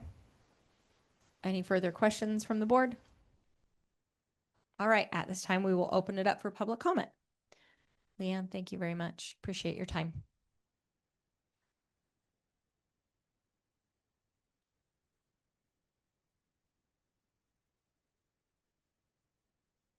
Welcome, Mr. Jackson. James Jackson, for the record. I'm looking at the revised analysis and just interested as to, especially since the board has been talking about just the necessity of the insurance itself, why the option 2, which appears to just increase the deductible for the year by $25,000, yet saves approximately $94,000 for the year, why that option wasn't more thoroughly considered, because that just doing some basic math, that $25,000 increase in deductible, even in the worst year in the last 7, looks like there's 5 claims over spec. That would be an additional $100,000 in the worst case, yet we're saving $94,000. In the other years, you've got 1 claim, 2 claims, 3 claims, where there would be definitive savings there. So I just wanted to point out and maybe ask for more explanation as to why that option 2, which has a higher deductible, but seems to have all the same other costs, and for a savings of $94,000, considering all of the other budget costs we're going to be facing, that could be money that's probably better spent elsewhere. So that would be my question. Thank you. Thank you very much. That is a very good question. Any further public comment? All right, we will close public comment. Leanne, would you like to answer his question, or can you, please? Go ahead. Or Ms. Dwyer, either ahead. one. Okay, I'll try. Okay. And I think I know. So if you look at, we had a discussion, we actually had a very lengthy discussion about all of this. I appreciate the comments. It was the contract basis with renewal with WellPoint. It's paid, and with option 2 with Izzy, it was $24.12, and so it was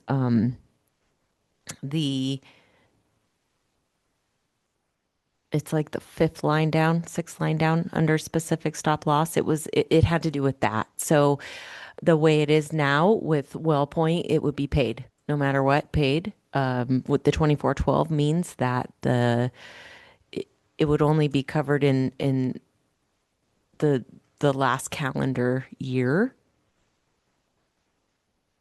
It was help me, Melinda. Okay. Do you remember? It was The last 20 count. It was the 2020. 2412 would mean that they will cover anything from 25. This would be for 25. This would be for 26. So they would cover anything in 25, 26 that was billed in 26. Whereas paid, where you have from the time you entered into the contract with them, anything paid that was billed in 2026 would be covered. That's what that line means. Okay, so it basically, the claims are paid. They would be paid when they were paid, no matter when the claim was filed and when the claim was paid. Sometimes claims are submitted wrong, and they have to be sent back. So sometimes it takes a long time to pay a claim. So WellPoint would reimburse us anyways. With Izzy, that option 2, we would run the risk of, if that claim wasn't billed or paid within that previous 12 months, we wouldn't receive reimbursement. So it could end up costing us more because we don't know. Yeah, if a claim wasn't paid in a timely manner for whatever reason, and it wasn't paid, so say it wasn't paid by the end of the 2025 year and it went into 26, we wouldn't get reimbursed for that. We'd have to pay that. Okay. The difference. Do we know what that kind of difference would equate to, as opposed to that potential savings going with that 2412 option? I just know that our consultants with LP Insurance felt that that was risky for us, and that they recommended the renewal with WellPoint. Okay. There's also a theory that you save your deductible increase for a time when you really need that, because if you increase your deductible, they're going to bring your premium down a little bit. So despite the fact that there is a savings there, we discussed that, holding off on raising our deductible might be better saved for a worse year, where we would see Oh dear. a more significant increase in premium, but we could bring the premium down by raising the deductible up. So you could see in this, you could, every few years we've raised it. So like, yes, that's a difference in money, but maybe we don't have a great claims year next year. And so we need to save it for a rainy day, so to speak. So you have to kind of play the market a little bit. Ms. Knighting. Speak to the 300,000 one. And I understand their thing on saving that for a year, although somebody might argue that this may be the year just with the budget things, but is what it is it's a number game, because for every claim that goes over 275,000, the district, if the deductible is, if we have it at 300,000, is on the hook for another 25,000. So at the point we get 4 claims, if we got 4 claims this year, that would negate it. So you're playing a numbers game is what you're doing. If you got 5, you would be actually paying 25,000 more because you've used up all your savings then. So it's just, that's why you may not go with the 300,000, just because if you got 4, your savings are gone. And then if you got 5, you're now $25,000 over on that one. But if you risk it, it is almost 100,000 savings. And as they said, right now we have 2 that are over the stop loss for this year. And this would be 2026, but those are the numbers and you can see over the years, but that's your decision, what you're looking at. And we don't know if there's anything that's not being billed correctly, that hasn't come in yet correctly.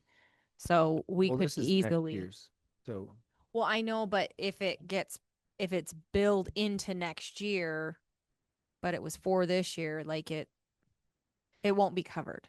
The, So the, we're 20, right. the 2412, you would have to have a claim that was 2 years out, and we should probably know if we have any large outstanding claims that are 2 years out. I don't think the 2412 is the hugest thing. And once we're with this company year over year, it goes, the next year it would be 3612, and then it just keeps expanding out because they were the company we were with. So I don't know that the 2412 is actually the biggest deal here, as much as do you want to pay almost 100,000 lower and risk that we don't have over 4 claims that go over the 275 for the 2026 year? That's, I mean, in a nutshell, to me, what it's saying to me. Mr. Burns. Yes, thank you to the gentleman back there for bringing up some numbers. Let's be realistic on this. You've got 2024, it was 275,000. What is it going to be? 300? 275? Okay, so at 275, and if you look at those numbers in 2022, 915,000, 2023 went down to 218, 2024 went down to 162,000. See, we're not gaining a thing. The insurance companies gain it because they don't have to pay higher. And we just did not replace Mr. Alvarado. Is it 50 employees because of loss of over the time of, so. Are you talking about reduction of staff? Yes. About 47 employees from last year to this year. Okay, so 47 employees, and now could that play into that number? I think so. I think that could play into the number as well.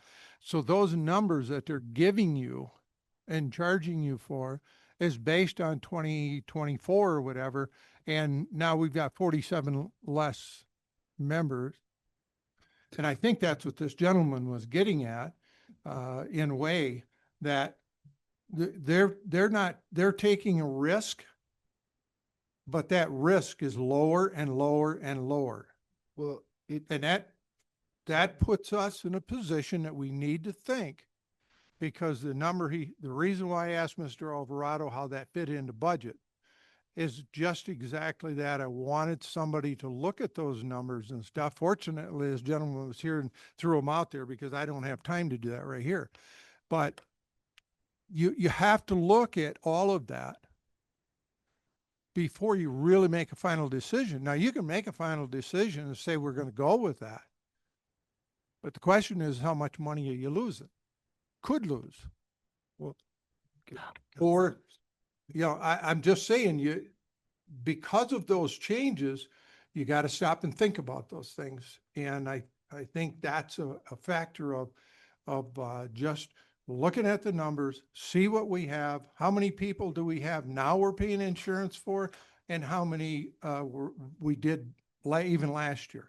So I'm not against for it. I'm just saying you really need to look at those numbers. I just have to make the comment, this insurance isn't like per employee or anything. This is the insurance for our insurance plan. So this is not for per employee or anything. It's insuring our plan. Say any number of employees go over the 275. So, you know, I don't know that it really changes or reduces based on number of employees because it's insurance for insurance. Yeah, and looking at the claims over spec, right, there's 18 from 2018 to 2024 with an average of 2.6 claims a year. So it's not, like Melinda said, it's not for per employees, the total amount of employees, it's the amount of claims that surpass that. Yeah, I think our odds is what I'm looking at. Right. Odds 47 less people, but I'm looking at that number. There is absolutely no gain to the district. And if that number falls to 0 next year, but that's the a district risk. didn't make the money. That's a risk where we. Excuse me, I have the floor yet. Well, it's a. I board have the meeting. floor yet. Please Thank you. continue. So it's not about that. I'm looking at $162,000. That was last year. What's it going to be? That's the question. You can protect yourself, but are you spending more money than you need to? And that affects the insurance numbers. That it's just, you got to look at. And I'm not saying it's right. I'm just saying you really have to look in depth of those numbers and how many people we have now and how is the insurance going. And that's kind of the reason why I know where our budget is. And that's why I'm a little picky about it or feel a little bit different about it, which I wouldn't have before. Permission to have the floor, please. Mr. So Zinke. part of I mean, it's exactly the points I just made, what you're saying. The difference is you're cherry picking the last few years that are very small. In a year like 2021, we are out of pocket $1.6 million by not having this program in place. And go ahead and take off part of that 1.6, take off the premium of $660 because we wouldn't have paid the premium. We're out $1 million. Our school district right now is not in a position for $1 million loss. We're already looking at a potential $5 million deficit. So, Mr. Burns, you're exactly right in your analysis. If we were flush with cash, then we could make a decision to maybe not get this insurance. And yes, of course, just like I said earlier, insurance companies are making money off of this. That's the plan. With that, I would ask, do we know why we don't have Voya anymore? Did they cancel us after those 2 giant years? I think in the past years, they've come back, their quotes have been very high. Just Right, like you see for on the obvious reasons, 28%, because right? There's $2.7 million there They're that not willing they to take paid the it risk. back. So in this instance, the 47 people withstanding, it's an odds game. How many people are going to be over that claim and to what amount? But we're not in a position to take that hit and risk that. We are not. We can't possibly do it. I think you can see the first year we took granular, we took a 3%, like we got 3% better, like the premium went down 3%. So we jumped on that, and granular as presented in the last few years, the better of all of them, the best quote of all. So we've taken those. I mean, our brokers really go to bat for us. The reason why you guys got the revised quote is because they gave us the first set, which I sent to Renee, and then they continued to go and say, you can do better, we can do better, what can you do for us? And then they got us their revised quote. So they didn't just take what they got for us and sat down, they kept going and got something better for us. So I mean, they're not just sitting back on their haunches, they really fight for us. LP Insurance does a great job, and what we've got is great. Honestly, over the years, what I've seen is, like Jeannie said, anytime you get a single digit increase, that's a bonus. Ms. Jansen. So you are feeling that WellPoint is the safest bet, the least, where we'll have the least window to have extra liability money that we'll have to pay out of our pocket. It's the safest way to go. I mean, I know it's a gamble. I understand how insurance works, but from what you're seeing, all of you have decided that that's the safest way to go to protect the district as much as possible. And they're already, because they're just taking over, grant they bought them, they're just taking our claims, so we don't have to do a whole new carrier. Like I said, they said they only really want to change a carrier if there is a significant savings or if we have significant issues with the carrier as far as getting claims filed timely, getting information, because they'll typically I see those claims, they will come to me and say, you know, this person's about to go over the deductible. Can you provide, you know, are they active employee? Are they covered? How long have they been covered? So we provide that information to them just to make sure we're eligible to receive that. The person's eligible to be filing the claim. And then they come through, they work it all out with Hometown Health. So. Ms. Knighting. I think it's important to point out that all three of these would be a protection for the district. Any option we picked here would be a protection. I think the question comes down to, do we want to try to save $100,000? Over the years, it was said that we have 2.6, usually per 2.6 employees. If we rounded that up to 3, on an average year, it would be $75,000 if we went with the $300,000, and we would still be ahead. The district would be ahead $25,000. So I think that's really our decision, is whether we want to up it to the $300,000, which initially saves us $100,000, but every claim that goes over is $25,000 to the district. We average 2.6 a year, round it to 3, $75,000. The district still comes out $25,000 ahead. But what it does is we can't use going up the next year to possibly bring down the cost into the single digits. But maybe this is the year that we need to do that just because of our budget's constraints. $25,000 is $25,000. Also, I have some information I would like to share with you that might make this harder or easier. Right now, our projected ending fund balance for our health plan is a negative $213,000. And so that doesn't consider yet the increases we just made in deductibles and copays and the premiums. But again, right now we're projected at a negative ending fund balance in our insurance plan. It's just something to consider. Even though we agreed to transfer that $1 Okay. That's just a projection. It Right. doesn't And take those, into account. those increases take effect on January 1st. Is that correct? Yes. Okay. So it doesn't take into account the changes that we've recently made that will take effect January 1st. Okay. But it'll take us a little while to see if those changes that we made, we're hopeful. That's why we had to make those changes to our plan, because we were projecting a negative ending fund balance. So now that we've made those changes, we're hopeful that we will recoup that. But I just wanted to bring that to you. Okay. Thank you. Do we know why LP Insurance recommended one plan versus the other, especially considering one has a approximate $25,000 savings if we all things prevail according to the crystal ball? I think it came down to partly the paid claims piece, but the main point I took away from them was that only moving your carrier if you have major significant savings and or major issues with the current carrier. And in the world of insurance, is $100,000 a major amount of money? To us right now, it is. To us right now, it's a large And they amount know of that. money. I was Yeah, they know that. I was at the meeting when LP did that, and I think their comment to changing insurance is a significant saving was between the renewal with WellPoint and the option one with Izzy, because there's only a $7,000, which that is not a huge amount.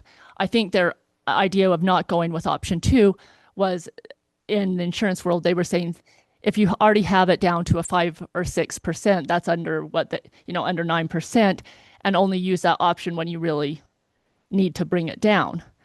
But I don't know if they understand our financial situation of how dire the district is right now for money. So as a board, all of these would be protection, and if averages keep as they're going, it would probably be at least a $25,000 savings to go with the option two of Izzy. But I don't think they were saying any of these plans are bad. And maybe I could ask Leanne, do we have any outstanding claims over 24 months over huge claims that you're aware of? Hometown Health processes everything within 12 months. So the 2412 will not be an issue or a liability really, because there are no outstanding claims. Okay.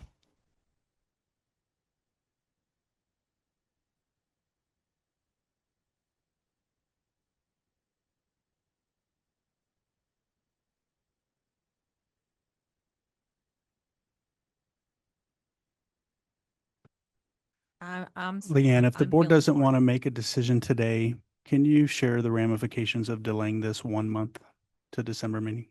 So they have another month to look at our claims and they can evaluate based on that data. So you are in a tight window where you want to give them as much claim data as possible, at least 9 months, which we've given. And you don't want to give them too much more than that, because if there's a major claim tomorrow, they get to add that in and factor it. So we're on a tight window only because we don't want to give them that extra data that could potentially hurt us. And then all of these are off the table and you're looking probably at a lot more. It's not going to go any less. I can guarantee that. So pretty much we're gambling. I think At this meeting, we're gambling. Yeah. I think it would be an educated gamble. I mean, this is what insurance company, all we can do is look at the average. And over the last 7 years of the data we've been provided, 2.6 is what typically goes over. So we are gambling that we won't have a 5, but even at 5, that's 25,000. We're really, but we will not have that leverage next time we renew to bring the percentage down. I mean, to me, that those are the deciding factors. Ideally, we don't have any claims that go over that spec, but I know what those claims are, and they're probably going to at least be 2 next year, if not more. Well, and even one can go well over the spec. And so again, the frequency isn't really the issue. It's how big of a cost is the one that goes over spec, right? So even at 2.6, even if you go back to 2018, there was only one, but it was $485,000 over. Yeah. So, I mean, really, it just boils down to, I think for this board right now, is it the renewal with WellPoint, who we've been with, or try to save the money? And I think it's pretty clear where we are as a board and as a district right now regarding our financial situation. So we can look back in a year and have made a bad decision, but we don't have the same crystal ball either. So I think we need to save money. We got to save the money.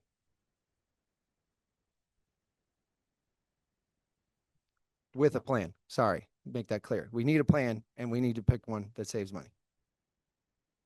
Mr. Burns. Yeah, we don't know right now where we set with the state, correct? No, I'll share more information about that in my superintendent report. Okay. So if we don't, I don't know until I hear the report, but if we do not, State's going to look at everything we did, everything we're doing, everything we've done.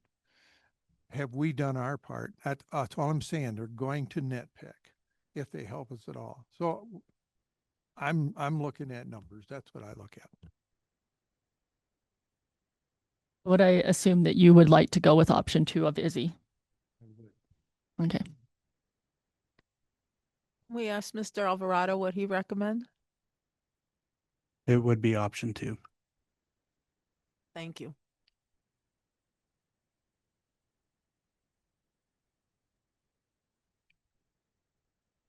We take public comment. I would like to make a motion. Okay. I'd like to make a motion that we approve option 2 of Izzy for our stop loss insurance. Second.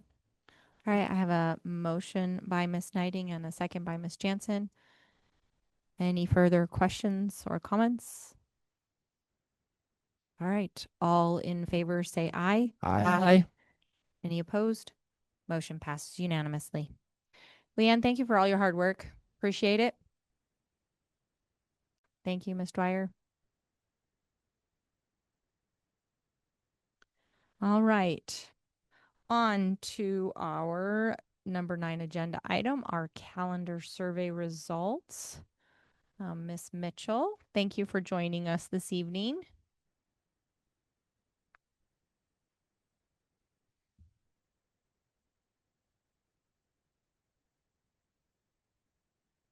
I always lose my mouse on this thing. There we go. I think I need to change my mouse size. Yeah. Okay. Hello. So these are the results from the survey that we sent out both to the staff and the community. So there were 3 attachments. One was just covering the legalities to keep in mind. One went into greater detail, and this one's just kind of a summary for you.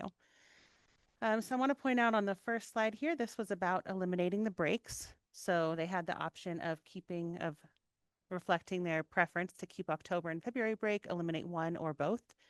And overwhelmingly, both groups chose to keep both breaks. If you go to the next slide, that was about how the start and end of the semesters should be structured. So do we want to start earlier in August and end by winter break? Keep it as it is right now, or start later in August and end later in June?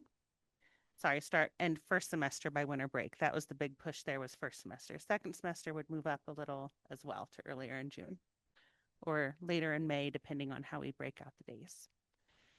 This was a little more split, but not by too much. So the staff voted to start in early August by a margin of 3%. And families were much closer, about a 9.9% difference between keeping it as is and starting a little earlier. The next question we asked them was about the professional learning community time. So this last year, we made the shift for our staff to meet in 75-minute sessions back to back, twice per month when possible. And both groups supported maintaining the 75% sessions. We also surveyed them on a 4-day school week, and this is probably where the widest gap is. So the staff overwhelmingly wanted us to explore a 4-day school week. Families were more split. So 39% of families wanted to keep a 5-day, 34% wanted to look at a 4-day. And then we'd also asked if they wanted to see 2 calendar drafts at the same time, and both parties overwhelmingly said no. They wanted us to keep the option. They suggested putting out a second-year draft so that they could see it and plan, but to maintain local control to make shifts where possible. So that was that vote. And then the last question was on the PD days. And both groups leaned toward keeping 4 days and keeping them spaced as they currently are. Right now we have 1 earlier in the year, 2 at the midpoint in January, and then 1 later on in March. So that's where everyone fell. And so I just want to answer any questions you have, and then I need to know what drafts you'd like to see so we can look at which calendars we want to approve. Who would like to start us off? Anybody have any? Ms. Knighting. On the breaks, did they just have to pick one thing on that slide? I mean, there's two, I mean, I'm looking at it two different ways. I mean, in actuality, a majority of the people were not in favor of keeping both the same because 56% of the staff chose one of those other options as opposed to keeping the breaks the same, and 60.3% of our families chose another option other than keeping the breaks the same. I mean, just looking at it in a different way, did they have to, is that broken down into what each group wanted? In a different way. So I wanted to try to capture what are the preferences beyond just the vote. If you can pull up the bigger survey analysis. Number 3, I asked both parties to rank their preferences. And I was trying to figure out where the overall preference lies. Would it be to keep both breaks versus shift toward maybe 4-day breaks, get rid of them? How do those things compare to one another? And question 3 showed that both groups aligned in all of their priorities. They wanted to keep both October and February break as their number 1 priority. You got a question 3.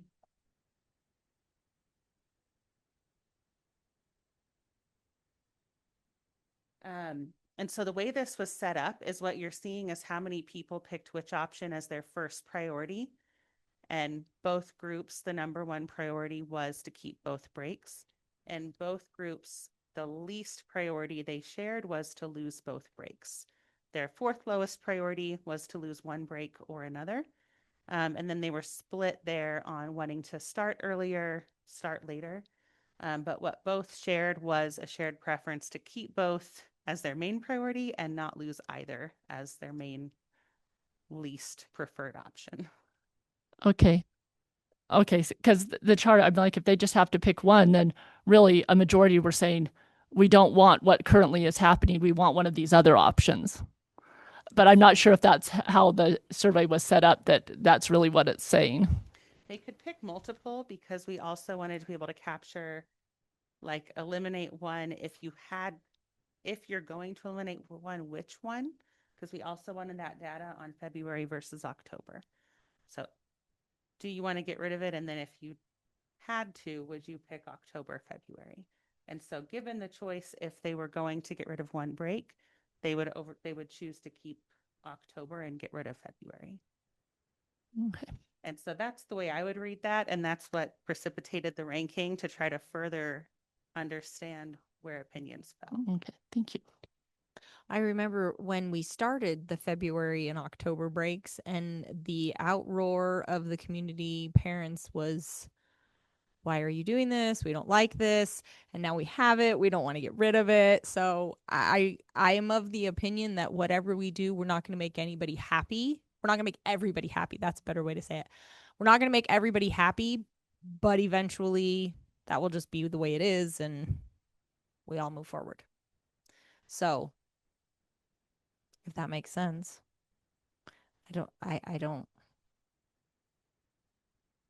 I like the idea of starting and ending the semester at Christmas break. I think that's really important, obviously for our staff, but I think for our students, so that they are not having to study over Christmas break.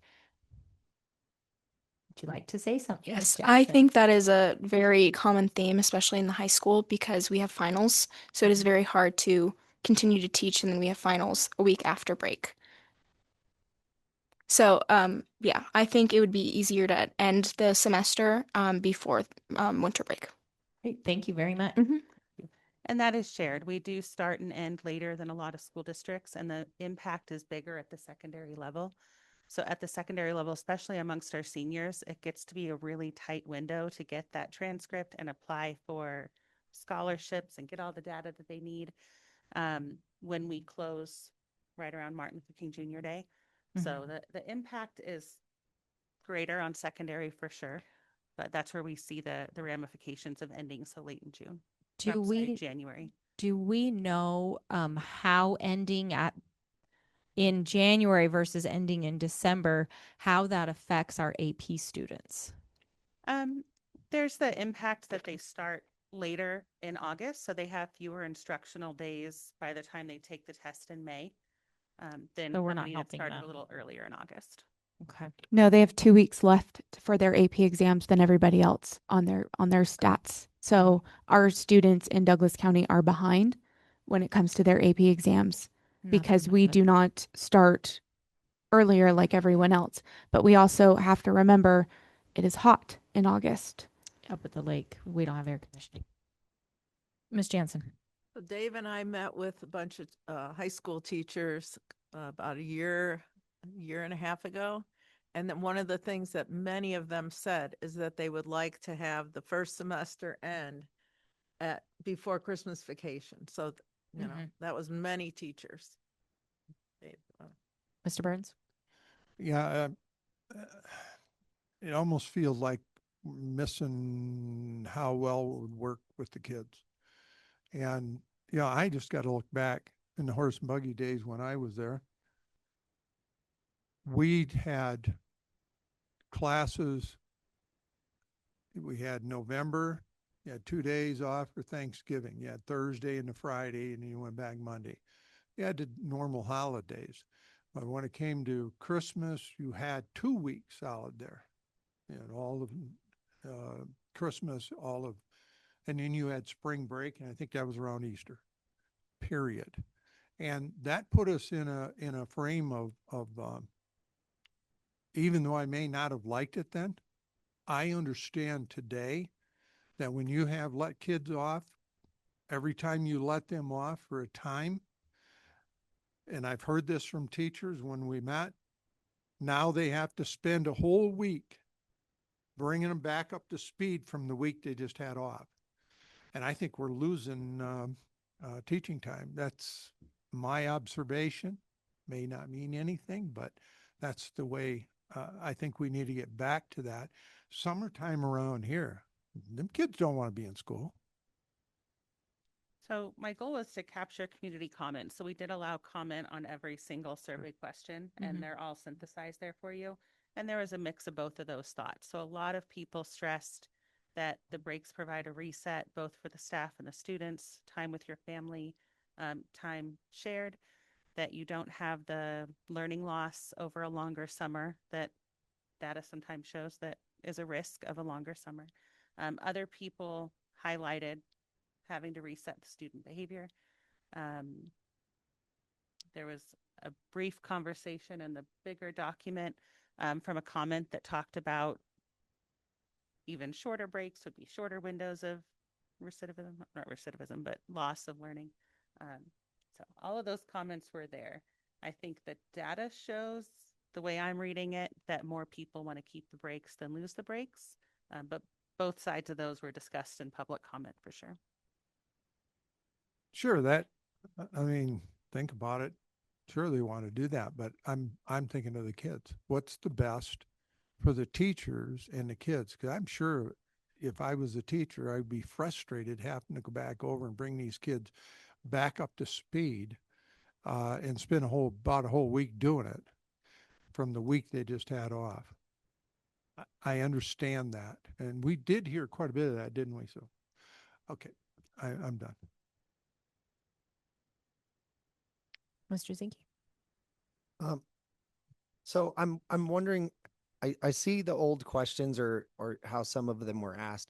I'm wondering if we could present some of the questions in a different way. And so I appreciated them on the front end, and now I can see where we may have missed in some of these questions. One of them would be pertaining to all of this, just a flat out yes or no. Would you like the school calendar year to end before Christmas break and the repercussions of such? That means we have to start the first week of August, as the case may be. And I don't know, that's my next question. When would we have to start, and what potential breaks, if any, if we kept them all, how early would we have to start that first semester? Because it's a couple weeks. So that puts us in the very first week of August. Is that correct? Yes, so all of these are cyclical. We've had times where we haven't had breaks, where we've started earlier and later. I think it was 2023 when we moved back a few weeks. So there's numbers for all of it, and I can draft whatever calendars you'd like to see. Depending on how we lay it out, That would put our new teachers coming back Thursday, July 31st, our returning teachers coming back the 6th, and then our students starting the 11th, or the equivalent of on this year's calendar. So push it up at least a week. So the only people coming back before August would be your admin and your new teachers. Your current teachers would be coming back on the 6th. Okay. But then, so then coupled with that, again, with that question in mind, so, you know, if you ask the question first about wanting to finish and we get overwhelming majority say, yes, we want to be done before Christmas, then the other questions have a different weight to them in regards to that. So then under that, if yes, would you be willing then to get rid of fall break, or would you be willing to get rid of some days, something like that? I know it's very convoluted, but it sounds like everyone wants to be done. Not everyone, obviously the data doesn't suggest that, but in a degree, there's a significant number of people that would like to be done. And for the sake of the kids' grades, based on data we have on being gone for 2 weeks and coming back, and how results are of tests and demeanor and all of it. I'm wondering if we can just ask some questions or develop some questions to get some better data, and then, and not your data is great and I appreciate everything you did. I don't mean better like you didn't do a good job. I mean better for our comprehension in order to make some of these harder decisions that are going to affect kids, but I think in an appropriate way. I think if we can improve morale and boost grades, coming back to school a week earlier is a pretty easy trade-off. And then last one, because it deals with that. The other category, did in the PD question specifically, was there a no? Hey, I don't want, was there a question, would you like to see the elimination of PD days? Because I get a lot of comments from mostly teachers that are 80-20, they don't find value in PD days. That doesn't mean that they're correct, but good teachers might not find value, and teachers that need help may find more value, or there's some nonchalance or lack of caring in there too, by I'm sure some outliers. But other in a question in this survey insinuates that it's just other options, not a no. So I'm wondering also if we can ask that question of just to the teachers. I think we got pretty good data from the parents, but do you want to keep PD days, yes or no? Or do you find value in PD days? Because if there's value there, or people don't think there's value, then maybe we need to learn how to make them more valuable. But also if they want to eliminate them, there's also a budget savings there in eliminating PD days and calendar days as well, and all of that. So I just more data. Mr. Superintendent Alvaro, sorry. Yeah, no problem. The state requires us to have 4 PD days a year. We can have more, but we can't have less than 4 days, and they have to occur from the first day of school to the last day of school. So then that answers my whole question. What a dummy.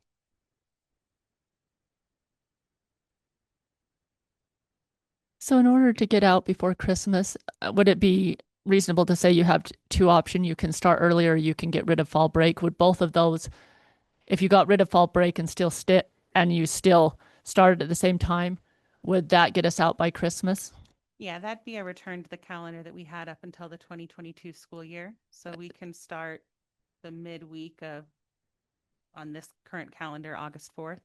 Okay, so maintain the break, get out by Christmas break. We've practiced that before. So if our goal is to have the high school be able to take their finals before Christmas, the decision I think is really you would have to eliminate fall break, or you would have to start earlier in August. Those are the 2 options there. And then if you wanted to get out earlier in June, your really option is to get rid of the spring break. Not the spring break, the February break. We'll have the spring break.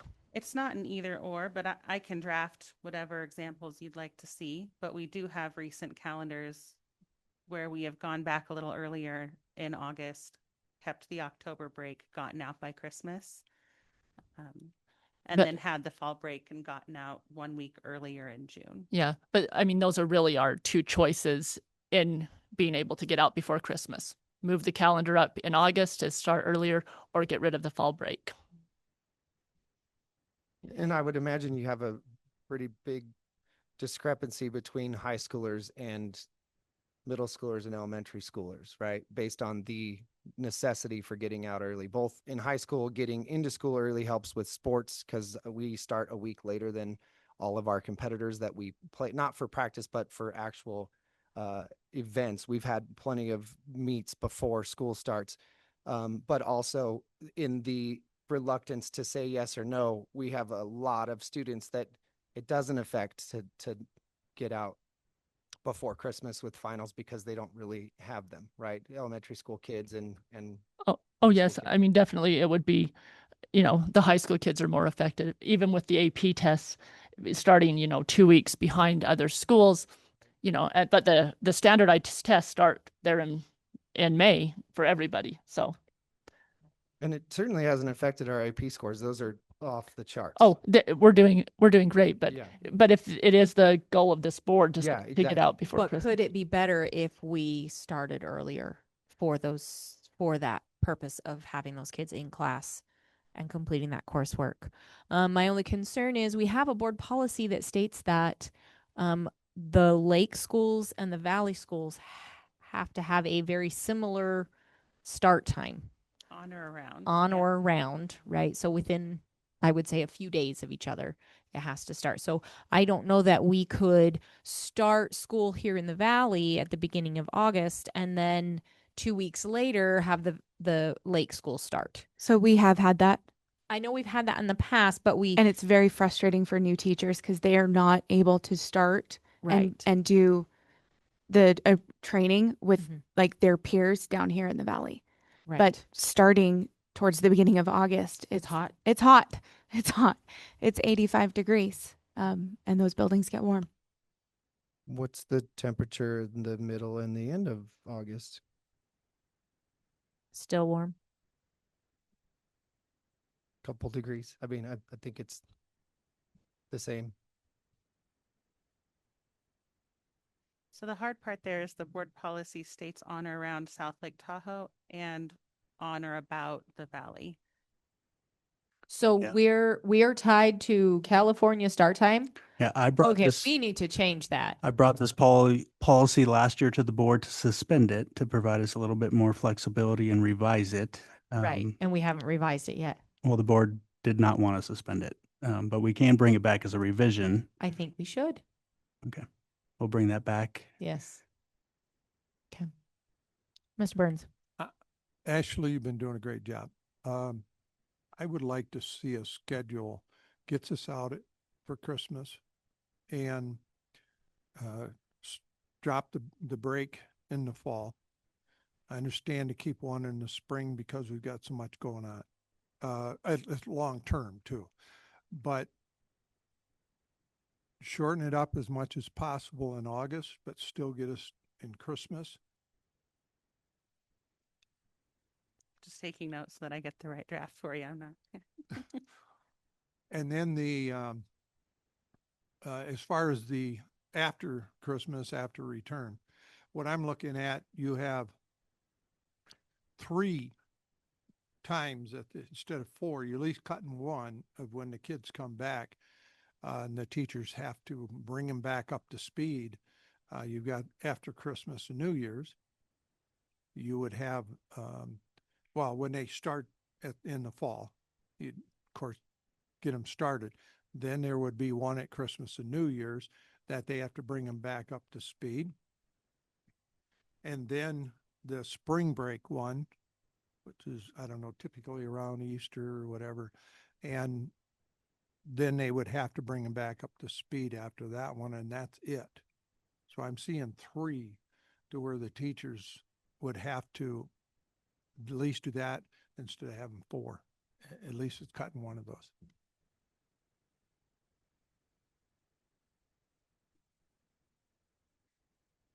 I said, do you want to get rid of the February break too? Because there's spring break that's, around Easter, but there's February break that's in February. So there's 2 2-week breaks after Christmas. Yeah, no, get rid of February break. Okay, that's what you're, okay. Yeah, I mean, unless they want to go out and ski and stuff, that's, they're not gonna. There's a lot of that around here.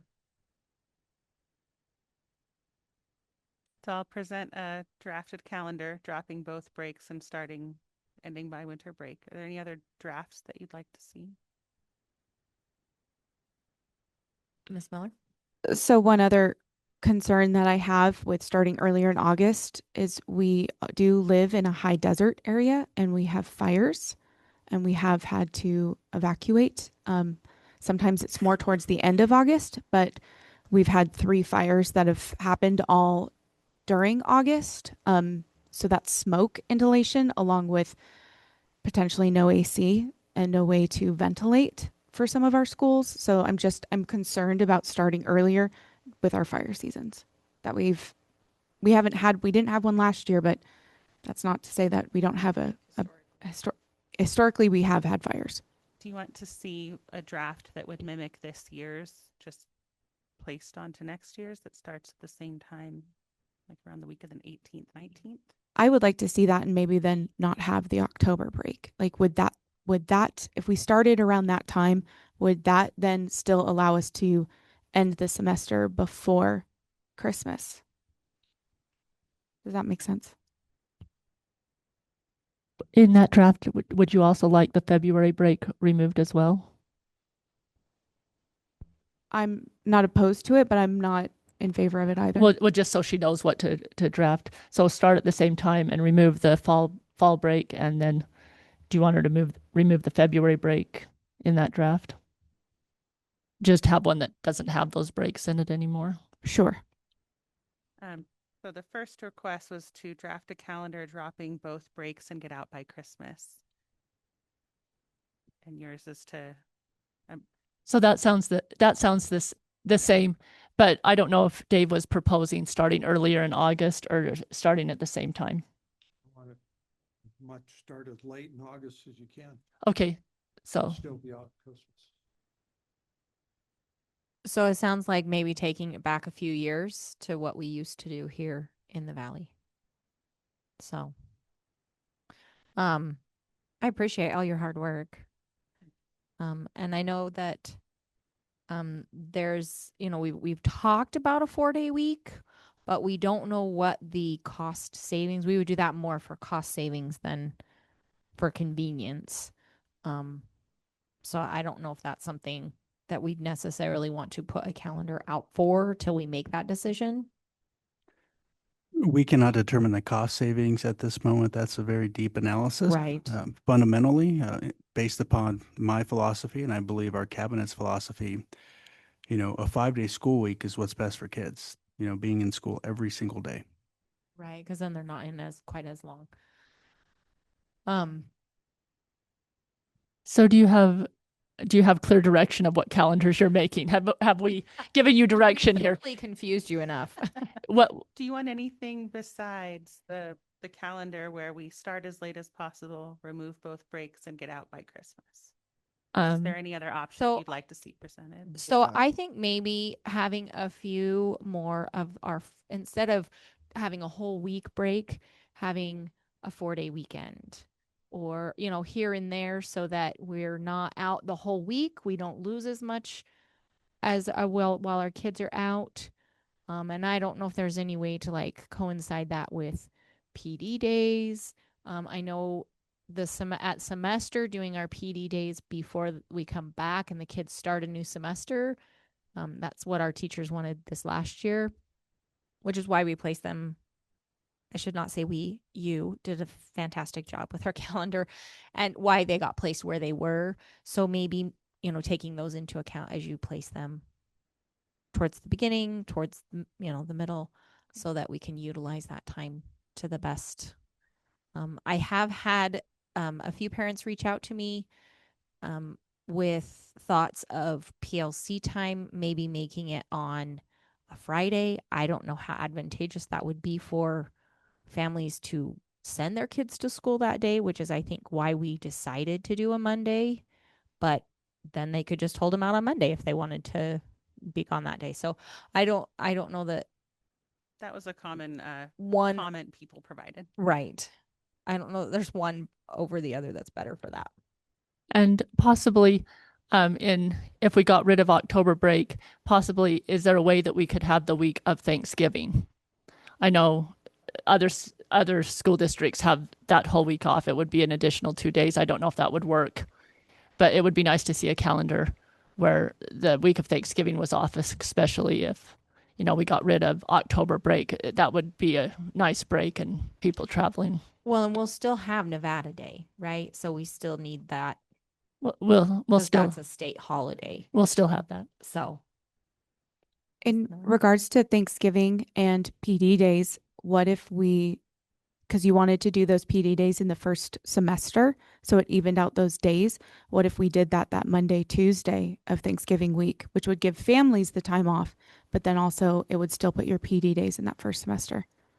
I can absolutely draft that. Normally, we want to keep those paired PD days in the second semester because first semester is heavier in the breaks that are already there, Christmas. Oh, is that why? Oh, Yeah. is that why it's after Martin Luther? Okay, I misunderstood that. Sorry. But I can certainly put them there if that's what you guys want to see. President Wagstaff, although the board is not taking action today, did you want to allow public comment? yes, I would. Okay. And then maybe more discussion if something comes up. Yeah, I think Okay. that's a great idea. All right. All right, so we will go. Thank you, Ms. Mitchell. We will go ahead and open it up for public comment. Do we have any online? One online. All right.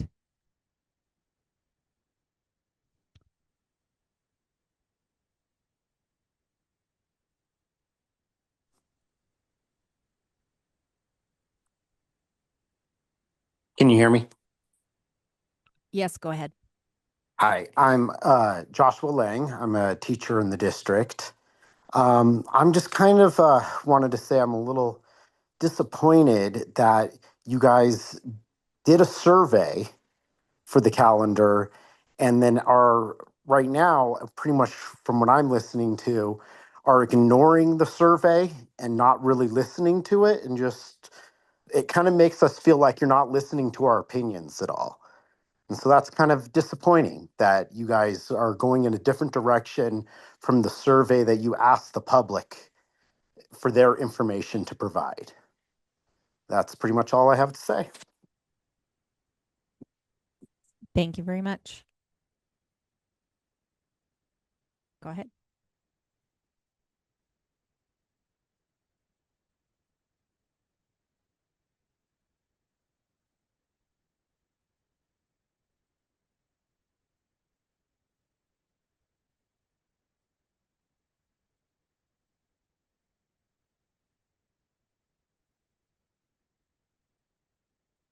Grace, if you can unmute the pop-up on your device.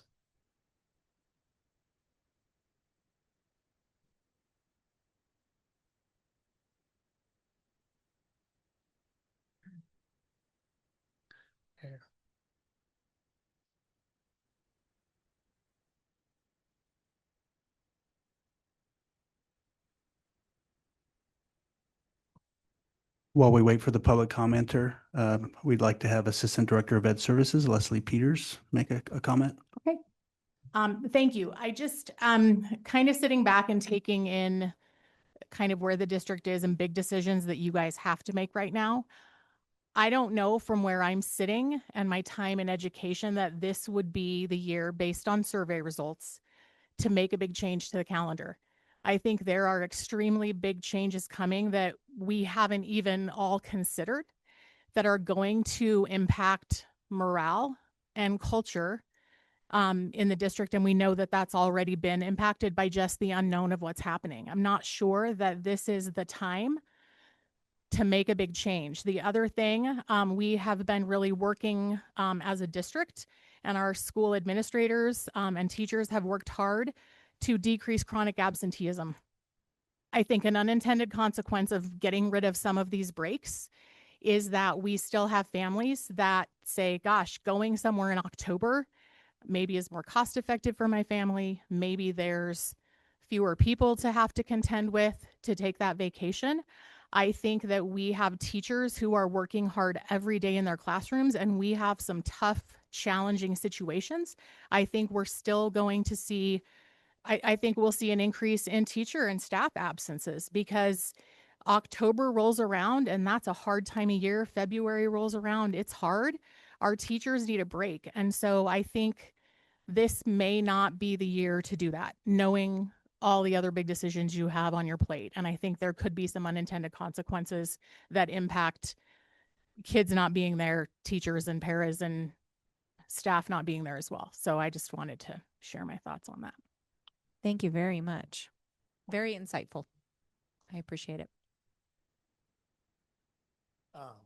Shannon Brown, Director of Education Services, and Leslie and I are almost 99% always on the same page, and I agree with everything she said.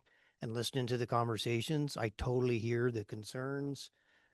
I want to remind you that you guys represent all of our students, and to change an entire calendar based on AP tests or just our high schools, I just need you to keep in mind that we represent all of our students, not just our AP students and our high school students. And, you know, Marcus pointed out, even with 2 weeks less prep, we have an extremely successful AP programs and pass rate, probably one of the best in the state, if not the best in the state. So I just want to remind you that we're doing this for all kids and families. So thank you. All right, one online.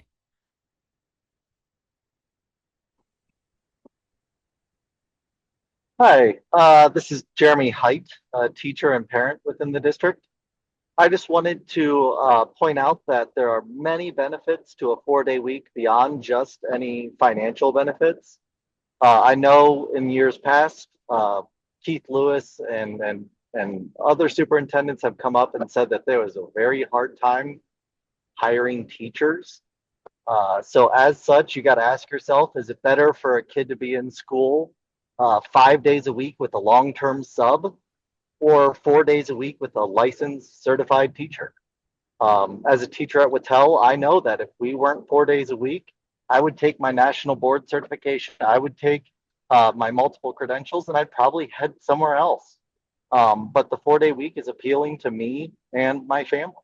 So that's a really big deal that I think we should be looking at from a morale standpoint. That plays very big. Also, for the breaks, I think we should look at the sensible use of breaks, like Ms. Miller brought up, of using PD days on Thanksgiving to make it so that parents and families can still go out of town, but we're using those PD days in a viable way.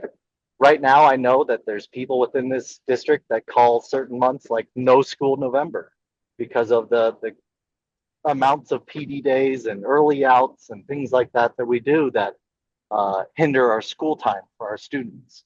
So as such, we should really look at that sort of usage where it's sensible, it makes sense, where we can give families a time to leave and a break without impacting our time in school. So thank you guys. Have a great night.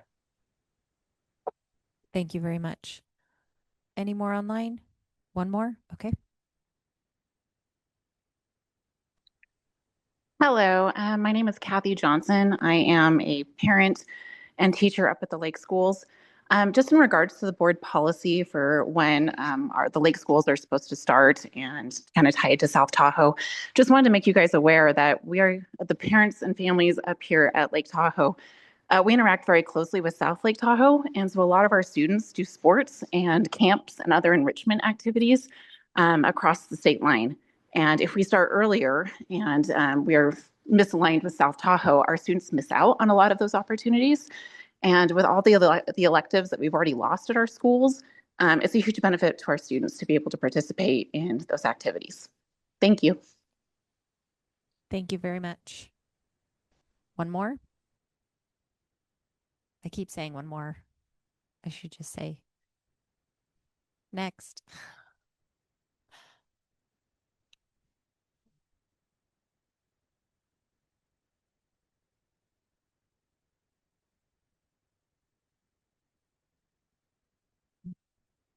Marty, you can go ahead.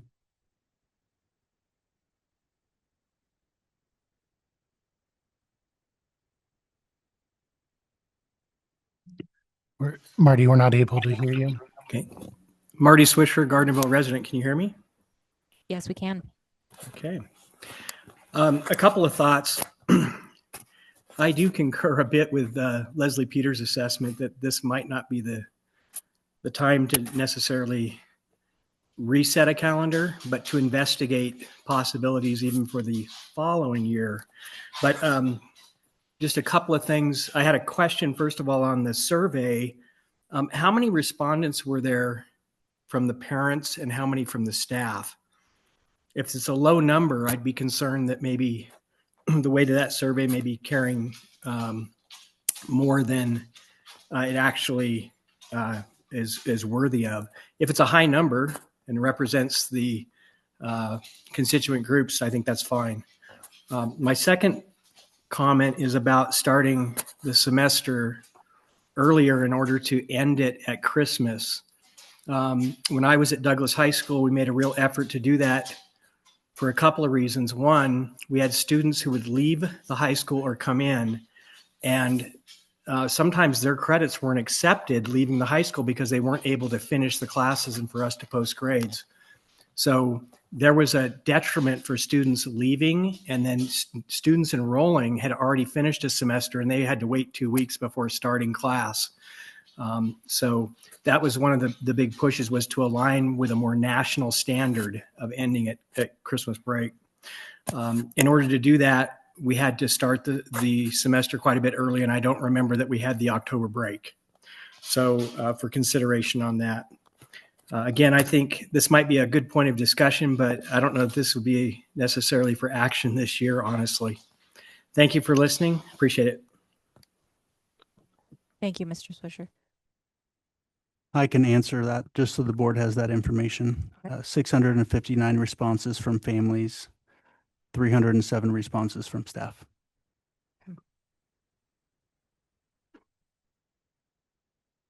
Any further? Okay. All right. At this time, we will close public comment. Is there more discussion to be had by the board? So we have winter sports coming up.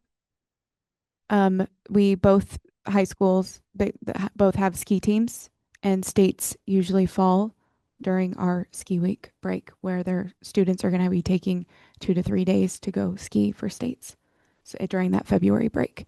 So that's potential loss of time if we don't have that break.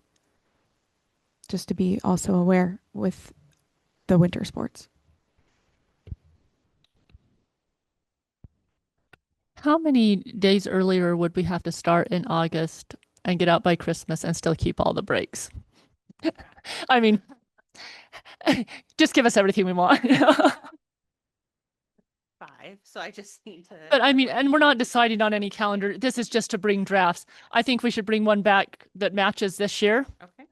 And bring one that, like we asked, and then maybe one that starts as few days earlier in August with the breaks and get out by Christmas, if there is such a thing.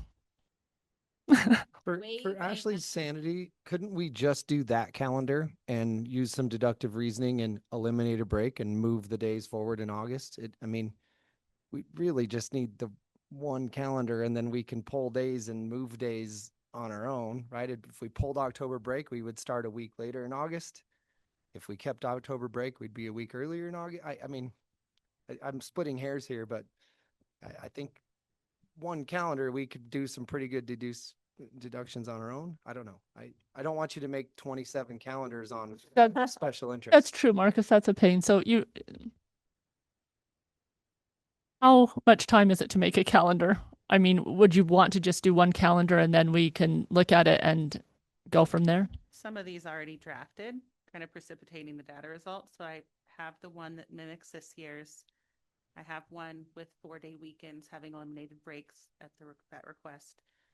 I have one starting as early as possible to get out by break, starting as late as possible. I can get you those, and it's not a problem. Whatever combination you want to see, or as little as you want to see and want to extrapolate, I can get them for you. Mr. Burns, did you have Yes. something to say? I think, Marty, you know, to be in the middle here, compromise, if you want to call it that. I think Mr. Swisher had the idea of preparing for next year, doing maybe small change now, and then start building and bring it slow changes. You know, my dad used to say, you're between a rock and a hard place. And I don't like that. And then Mr. Zinke, did you want anything additionally surveyed or? I mean, the naivete of my PD days is a moot point. You don't need to do that survey, obviously. I think the caller had said that we're not following the data. I completely disagree. I think there are a lot of parents that would like to see this data based on the survey. And so I just think the calendars might be more important, and then maybe we can present calendars as a survey and people could decide that way, and that would kind of give us our answer regardless, short of asking questions and having any kind of survey bias. If we could narrow down the calendars and present them and ask what the options are, I think we would get our answer anyway. Thank you. Ms. Miller? I did have one more question in regards to the survey part of the 4-day school week. And it talks about, did you differentiate between elementary, middle, and high school, or was it just going all schools to a 4-day school week? The question just asked across the board. Would you want Because to go to I'm wondering if we would have gotten maybe a little bit different of an answer depending on which level. Because obviously those elementary school students, them being in 5 days a week, I think for that early learning is potentially huge, you know. And then when you move into that middle school, it can be very concerning as a parent. All of a sudden your 10 or 11-year-old having a Friday off. I've been there, 3 of them. Luckily I'm at a great school where my kids can then help out at the elementary school, and then you have the high school. So I'm wondering if you had surveyed it a little bit different, what that demographic would have looked like. I know there were comments there was a lot of comments in support of it. And there were comments saying, I like this for secondary. Can we split it and do secondary versus elementary? For me, my concern with going to a 4-day school week for our secondary education is, one, we've got a lot of students that are no longer in a set environment where it's somewhat controlled. I don't know how much trouble they're going to get into on a Friday. What kind of mayhem are they going to incur within our community? And a lot of our students do sports, whether it is at the high school or whether it's club sports. And so my concern, I like the idea of going to a 4-day week. Don't get me wrong. Not having to get up early on Friday, that'd be great. But I'm concerned that means we have to be in school an hour longer every day. And then we've got kids that then have practices, and maybe they have lessons of some sort. They have homework, and all of a sudden our kids are pushing later and later. And so I don't know what the high school, I'm sure high schoolers would think, oh yeah, sure. Hey, let's go to a 4-day week. Any idea? I mean, not really. I haven't really heard anything about it. Probably people would be for it, but then if you look at it more logistically about we're adding an extra time for to the school day, and then it's like, oh, we have sports. Some people have jobs, so I don't know. It's just what I think. Because you guys are in school till what time? 3:30? Whittle is 7:20 to 3:14. So that'd be a long day for a student. Yeah, it would be. Yeah. So, I think that decision's going to come down to a financial decision, personally. Mr. Burns. Yeah, I'm just curious. Is the board, are we all on the same page that we should be done by Christmas?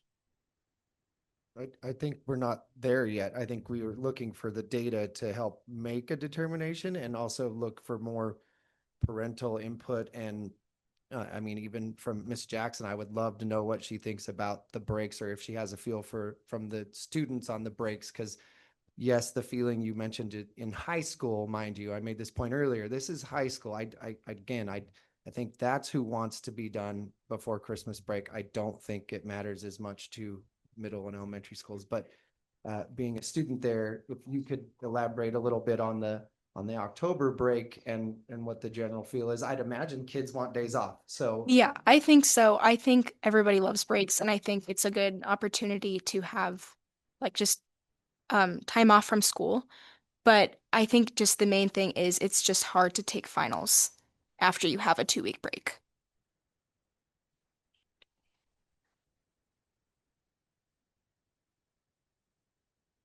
All right. So hopefully we've given you way too much homework. Well, I think you Not already have. hopefully, sorry. I mean, I think she has 3 calendars that Some of them kind are of done. Yeah. So maybe we could just instruct her to bring the calendar she has done back to us so we can look at those calendars. For next month. For December. Okay. Okay. Thank you. Thank you very much, Miss Mitchell. I appreciate all your hard work and dedication and time. Lots of time. So thank you.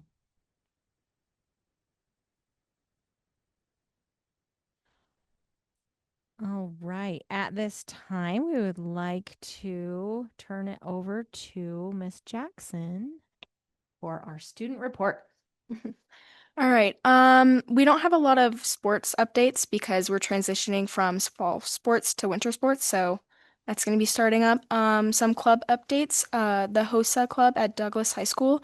A couple of the students went to a leadership conference where they learned more about HOSA and how they can be better leaders for their club at the school.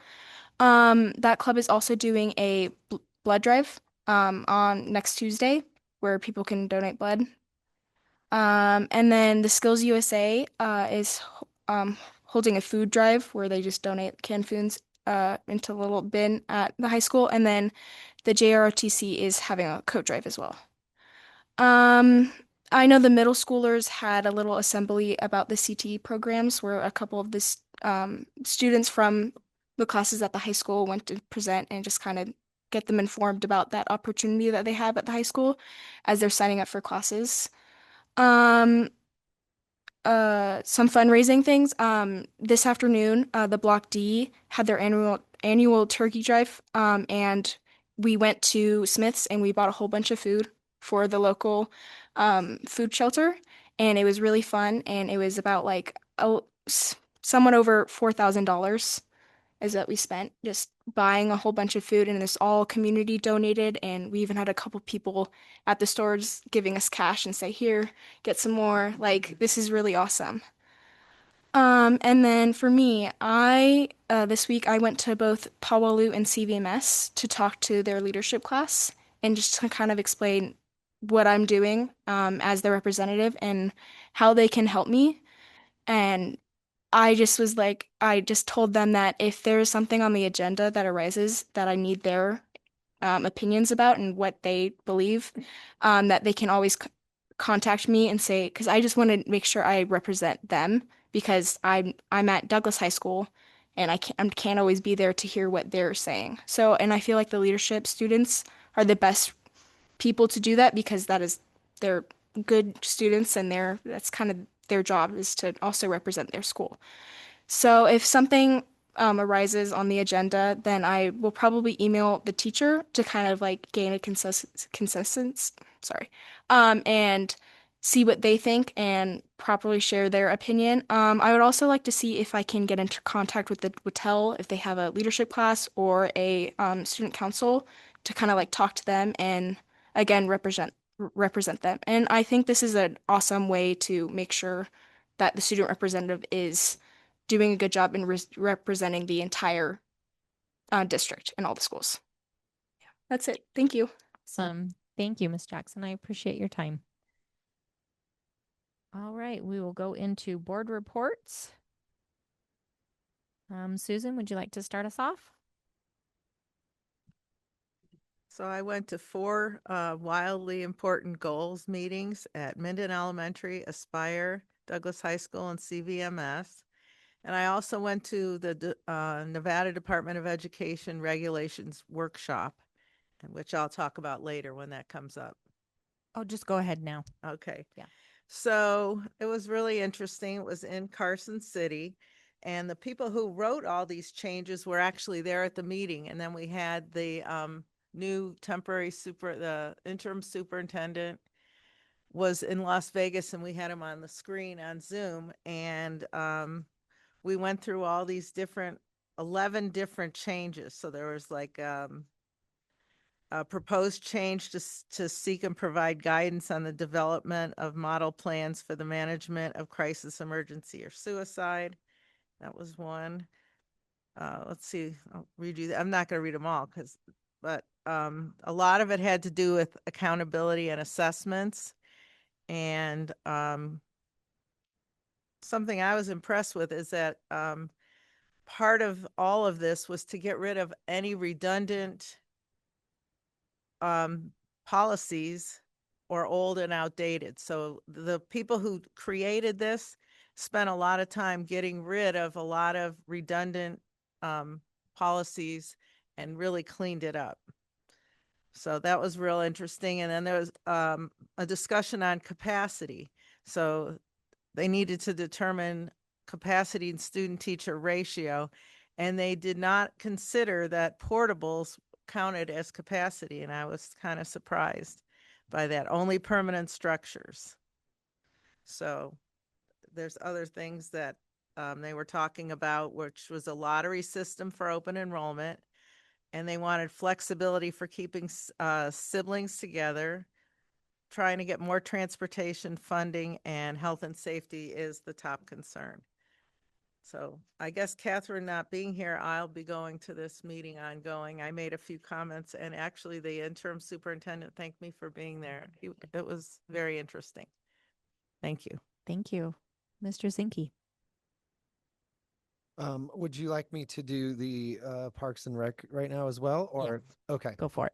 So I went to some of the WIG meetings, and I met with the principal out at Pinion Hills, and the big one is the Douglas County Parks and Rec. And so they are coming up with their list that is for their future projects, excuse me. And some of those materially affect the school district, one of which is a proposal to have a parking structure at the Warrior Way parking, restroom structure, excuse me, at the parking. And another one is, drawing a blank. It was important to our school. I think the pickleball courts is what it was. Which none of these are set in stone. They are just whittling down the list to see what should be their future projects. There are 5 that the Douglas County Board is putting forth as a school district, and representing the school district. Obviously, the stuff that affects the school would be most important to us. I'm of the mindset that if you have something that earns money, it would be important to continue to build it up and take care of it. And also if it's something that is beneficial to our school district, especially something like the pickleball and tennis courts that have very little outlay from the school district, but a very big benefit to the school district, then that's something we should put our vote towards. And again, with the paid parking program, it would be nice to have a restroom facility there also, because it makes money for the district and for Parks and Rec. So that's where I stand. I know I represent the board there when I'm there, but I don't know that we ever vote on anything here to take to them. So I was inclined in my 5 picks to choose 2 of which affected our school district in a positive way as part of what they should put on their list. And then the other 3 were maintenance issues regarding stuff that we already have: Lamprey Parks lights, Lamprey Parks restrooms, and I think Topaz camping, which has nothing to do with the school. But anyway. Thank you. Ms. Miller. So I attended DPAC back in October at Jacks Valley Elementary School. At the end of October, I also attended the soccer 2A semifinals in Dayton for girls and boys. The next day was a robotics championship up at Whittel, which was pretty cool to see. It's almost like battle bots. I don't know if you ever saw that. It's kind of cool. And then this month, I've gone to a couple of the WIG meetings. I've gone to Powwow, Aspire, MES, DHS, and then I went to a joint one for Whittel and Zephyr. I also attended the Veterans Day Assembly at Gardnerville Elementary School. We had our special board meeting and governance training. And early this week, I went with Whittel's Leadership, Honor Society, and Students Council on a team building trip to North Tahoe where they ziplined and got to watch them have some fun team building. Miss Knighting. So I went to the Health Advisory Committee meeting, which they went over the stop loss insurance, which we've already discussed, but the committee also voted to adopt some plan changes to make our plan compliant with the new NRS requirements, and also adopted a provision to protect our employees from services that didn't get prior authorization. Then I attended the Fall Festival at Aspire on October 24th, which was a really fun time. I was so impressed with our Aspire kids and the care they took for the elementary kids came, and they just were so attentive to those kids and got them to all the different activities, and everybody just did a great job on that. I attended the WIG meetings at Pinion Hills, Powwow, Aspire, Minden Elementary, Zephyr Cove, and Whittel. And then I also attended the Veterans Day Assembly at GES. I attended multiple marching band competitions, and our kids and the color guard did great at those. Also, I wanted to acknowledge our transportation on those.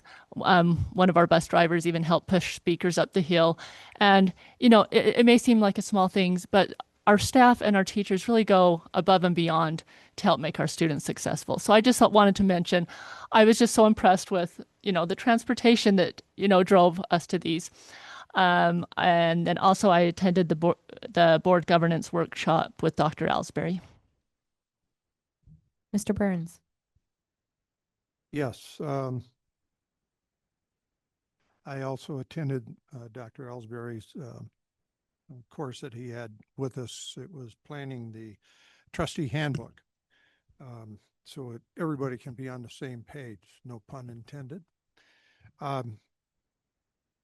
Also, I took 6 courses, a pool pack, which is mandatory by pool pack every year, annual e-learning, anti-harassment, child abuse reporting laws, bullying in the workplace, blood-borne pathogens awareness, cybersecurity, and then I also Douglas County School District policies and regulations. And there was nothing. I think things are really cool right now. They want to know what's going on. The county is not really spending any money to get approved. That's it. Yvonne, I forgot to say that Dave and I both attended the Turning Point USA meeting at the high school with Mr. TG. That was really good. They had a big turnout, about 18 kids, and they were really engaged and asking a lot of questions. I had the opportunity over the last month. I attended the widely important goal meetings at Pinion Hills, Powwow Middle School, Aspire High School, Minden Elementary, Douglas High School, Zephyr Cove, and Whittel High School. I also attended the Veterans Day celebration at GES. If you haven't had an opportunity to go to that, you should go. It's pretty awesome. They do a great job. I attended the metrics subcommittee for assessment design. It is that mouthful. I had the opportunity to go to Vegas and do that. It was a very quick trip. And Mr. Alvarado was there with me, so I was very grateful for his support. Where we are discussing or will be discussing through over the next several meetings, the student assessment reporting and what that looks like. So I think it'll be good work. I virtually attended the county commissioners meetings. There's nothing involving the schools, so I didn't feel the need to actually be there in person. But it was good to watch. I attended the governance handbook workshop, but my favorite thing that I got to do was on Tuesday, I went to kindergarten at Pinion Hills and I got to listen to kindergartners read. And that was like the highlight of the last month of all the work we've done. That was my favorite. For NASB, we have not had a meeting this month, but we do have our annual training coming up starting on the 4th. There's a NASB meeting at noon that day. So I will be attending that and then a kickoff that night I'm assuming that we are all going. I don't know who's going, who's not going. But hopefully everyone can go to that NASB training. It's in Reno. And it is Friday and Saturday, the 5th and 6th. 4th, 5th, and 6th. So, all right. At this time, we will turn it over to Mr. Alvarado for superintendent report. Can we skip over to the informational items? Yeah. Okay. Both are presented by you, so you can lump them together and Great. Thank take you. it away. Yeah. So item A for item 13, I just want to thank the Reagan family for donating $1,000 to Minden Elementary School for the 4th grade expedition study program. In regards to monthly updates for enrollment counts, we were up 10 students from last month. In comparison from this November to November 2024, we are down 121 students. The next item is a district comparison for healthcare costs. This was a request for information from the board at the special meeting on November 13th. And so Ms. Jeannie Dwyer will present. And I think, Leanne, if you want to come up to the podium here, you could also answer some questions from the board if they have it.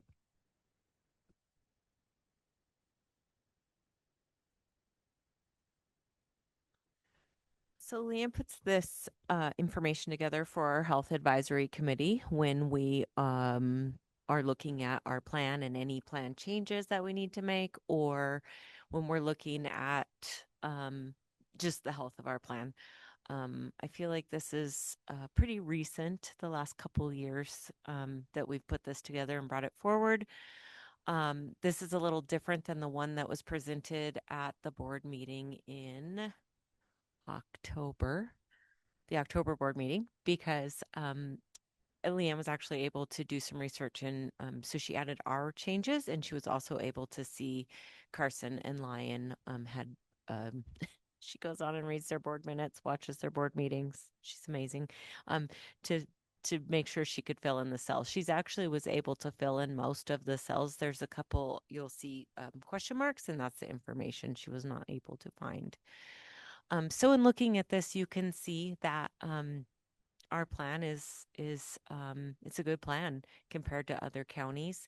I think something that's very glaring about our county is that in other counties, they use dependents to fund the plan, and we use our employees to fund our plan. And so I think that's something that we need to look at moving forward, but still looking at the premiums. We are much lower than Carson and Lyon. So I don't know if you guys had a chance to look over this and if you have any questions about anything on it, and that's where Leanne can answer specific questions. Thank you for all your hard work. Appreciate it. Very dedicated. It does not go unnoticed. I don't have any questions. I think our plan looks really good in comparison. Yeah.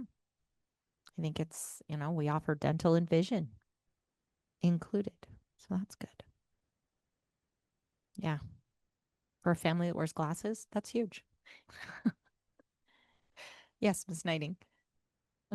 So at the top, is that how much each of them pay per employee for the plan?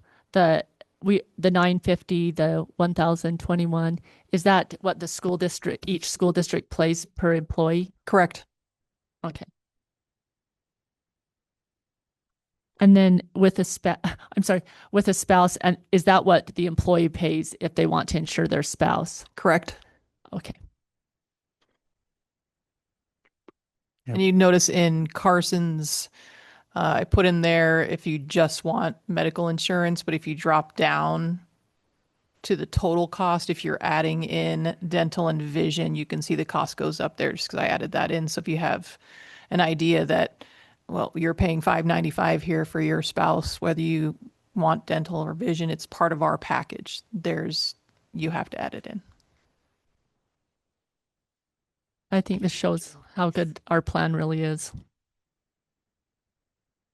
Thank you for taking the time to do a comparison. So we really have an idea of the benefit we're getting for our employees. And I think then for them to see this, they understand that they're getting a benefit too, by not going to other school districts. So we pay $9,900 per employee this year. Next year, it'll go up to $11,400 per employee. And some people don't factor that into salary because they don't see that money. But if you have to go out and pay for that, that's a lot of money. Yeah. What you'll also notice on this document that Carson only offers an HMO program. They do not have a PPO program. They also have HSA options. Just so you know, the information presented here are only for the plan, the PPO or HMO. We offer an HSA plan, but Carson offers a couple different plans. And so it would have been really hard to capture all of that on here. And the amount of employees that use the HSA plan are a small percent. It's small, but it's going up actually. Mm-hmm. Something else we've been trying to educate people about as an option. The HSA is the high deductible plan. When you say we're going to end up paying $11,400, so that's the $950. Is the other portion of that? Is that like PERS or what is all? No, we're paying $950 annually to insure our employees. Okay. A month, so $950 times 12 times those employees. So all right. Yeah. Any other questions? All right. Thank you very much. Appreciate your time. Thank you both. All right, on to superintendent report. So I had the opportunity to attend wildly important goal meetings at GES, CVMS, SES, Pinion, Powaloo, Aspire, Minden, and Douglas High School. The cabinet and I have started attending communication meetings with our school sites where we go out. Staffs at each of the schools are allowed to ask us questions, sometimes on the spot, sometimes they send them ahead of time. And so we attended communication meetings at Minden, Pinion, CC Manelli, Scarcelli, and DHS. Last month, we facilitated a district parent advisory committee meeting where we highlighted Title I parent engagement activities. We talked about the PTO president meetings with our family engagement specialist, and Mr. Dwyer shared some information regarding our volunteer program. Recently, our secondary schools have implemented the weapons detection system just to ensure safety of all students. We are asking our secondary schools to implement that once a quarter, so that's 4 times per school. And so you may hear parents ask about that, and so you can respond that is a requirement that we're asking them to do this year. Ms. Dwyer did some work with our administrators on the staff ratio matrix that was already in place here in Douglas County. Recently, we both made some refinement to that. And so we'll be ready to share that with the board most likely in January when we do a staffing report. We held a collaborative meeting with our leadership team regarding our financial position and started the collaborative process also with our classified leaders. Had one shared meeting with both of them, and we'll start our collaboration with DCPEA and our bus drivers soon. I attended a NASA down in Clark County this month and also attended the System of Accountability.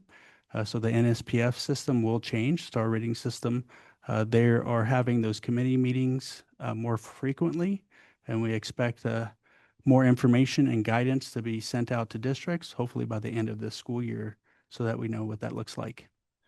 We planned and facilitated 2 special meetings last week, November 13th, which focused on budget information, and then Friday, which focused on governance.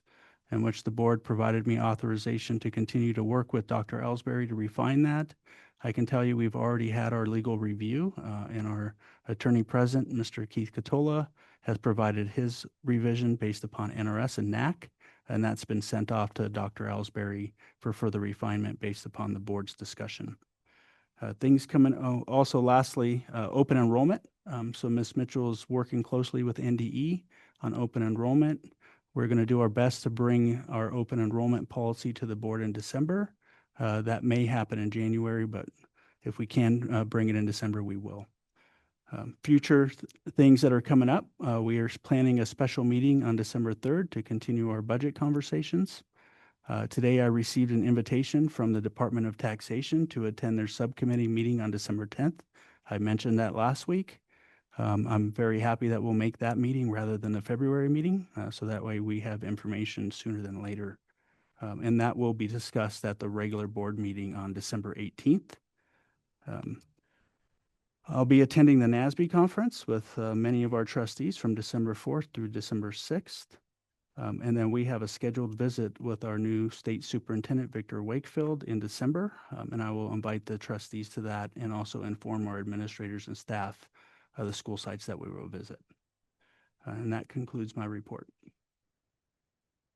He's a very nice man. Agreed. Yes. I enjoyed visiting with him. And that concludes our meeting, and it is 7:07. Meeting is adjourned.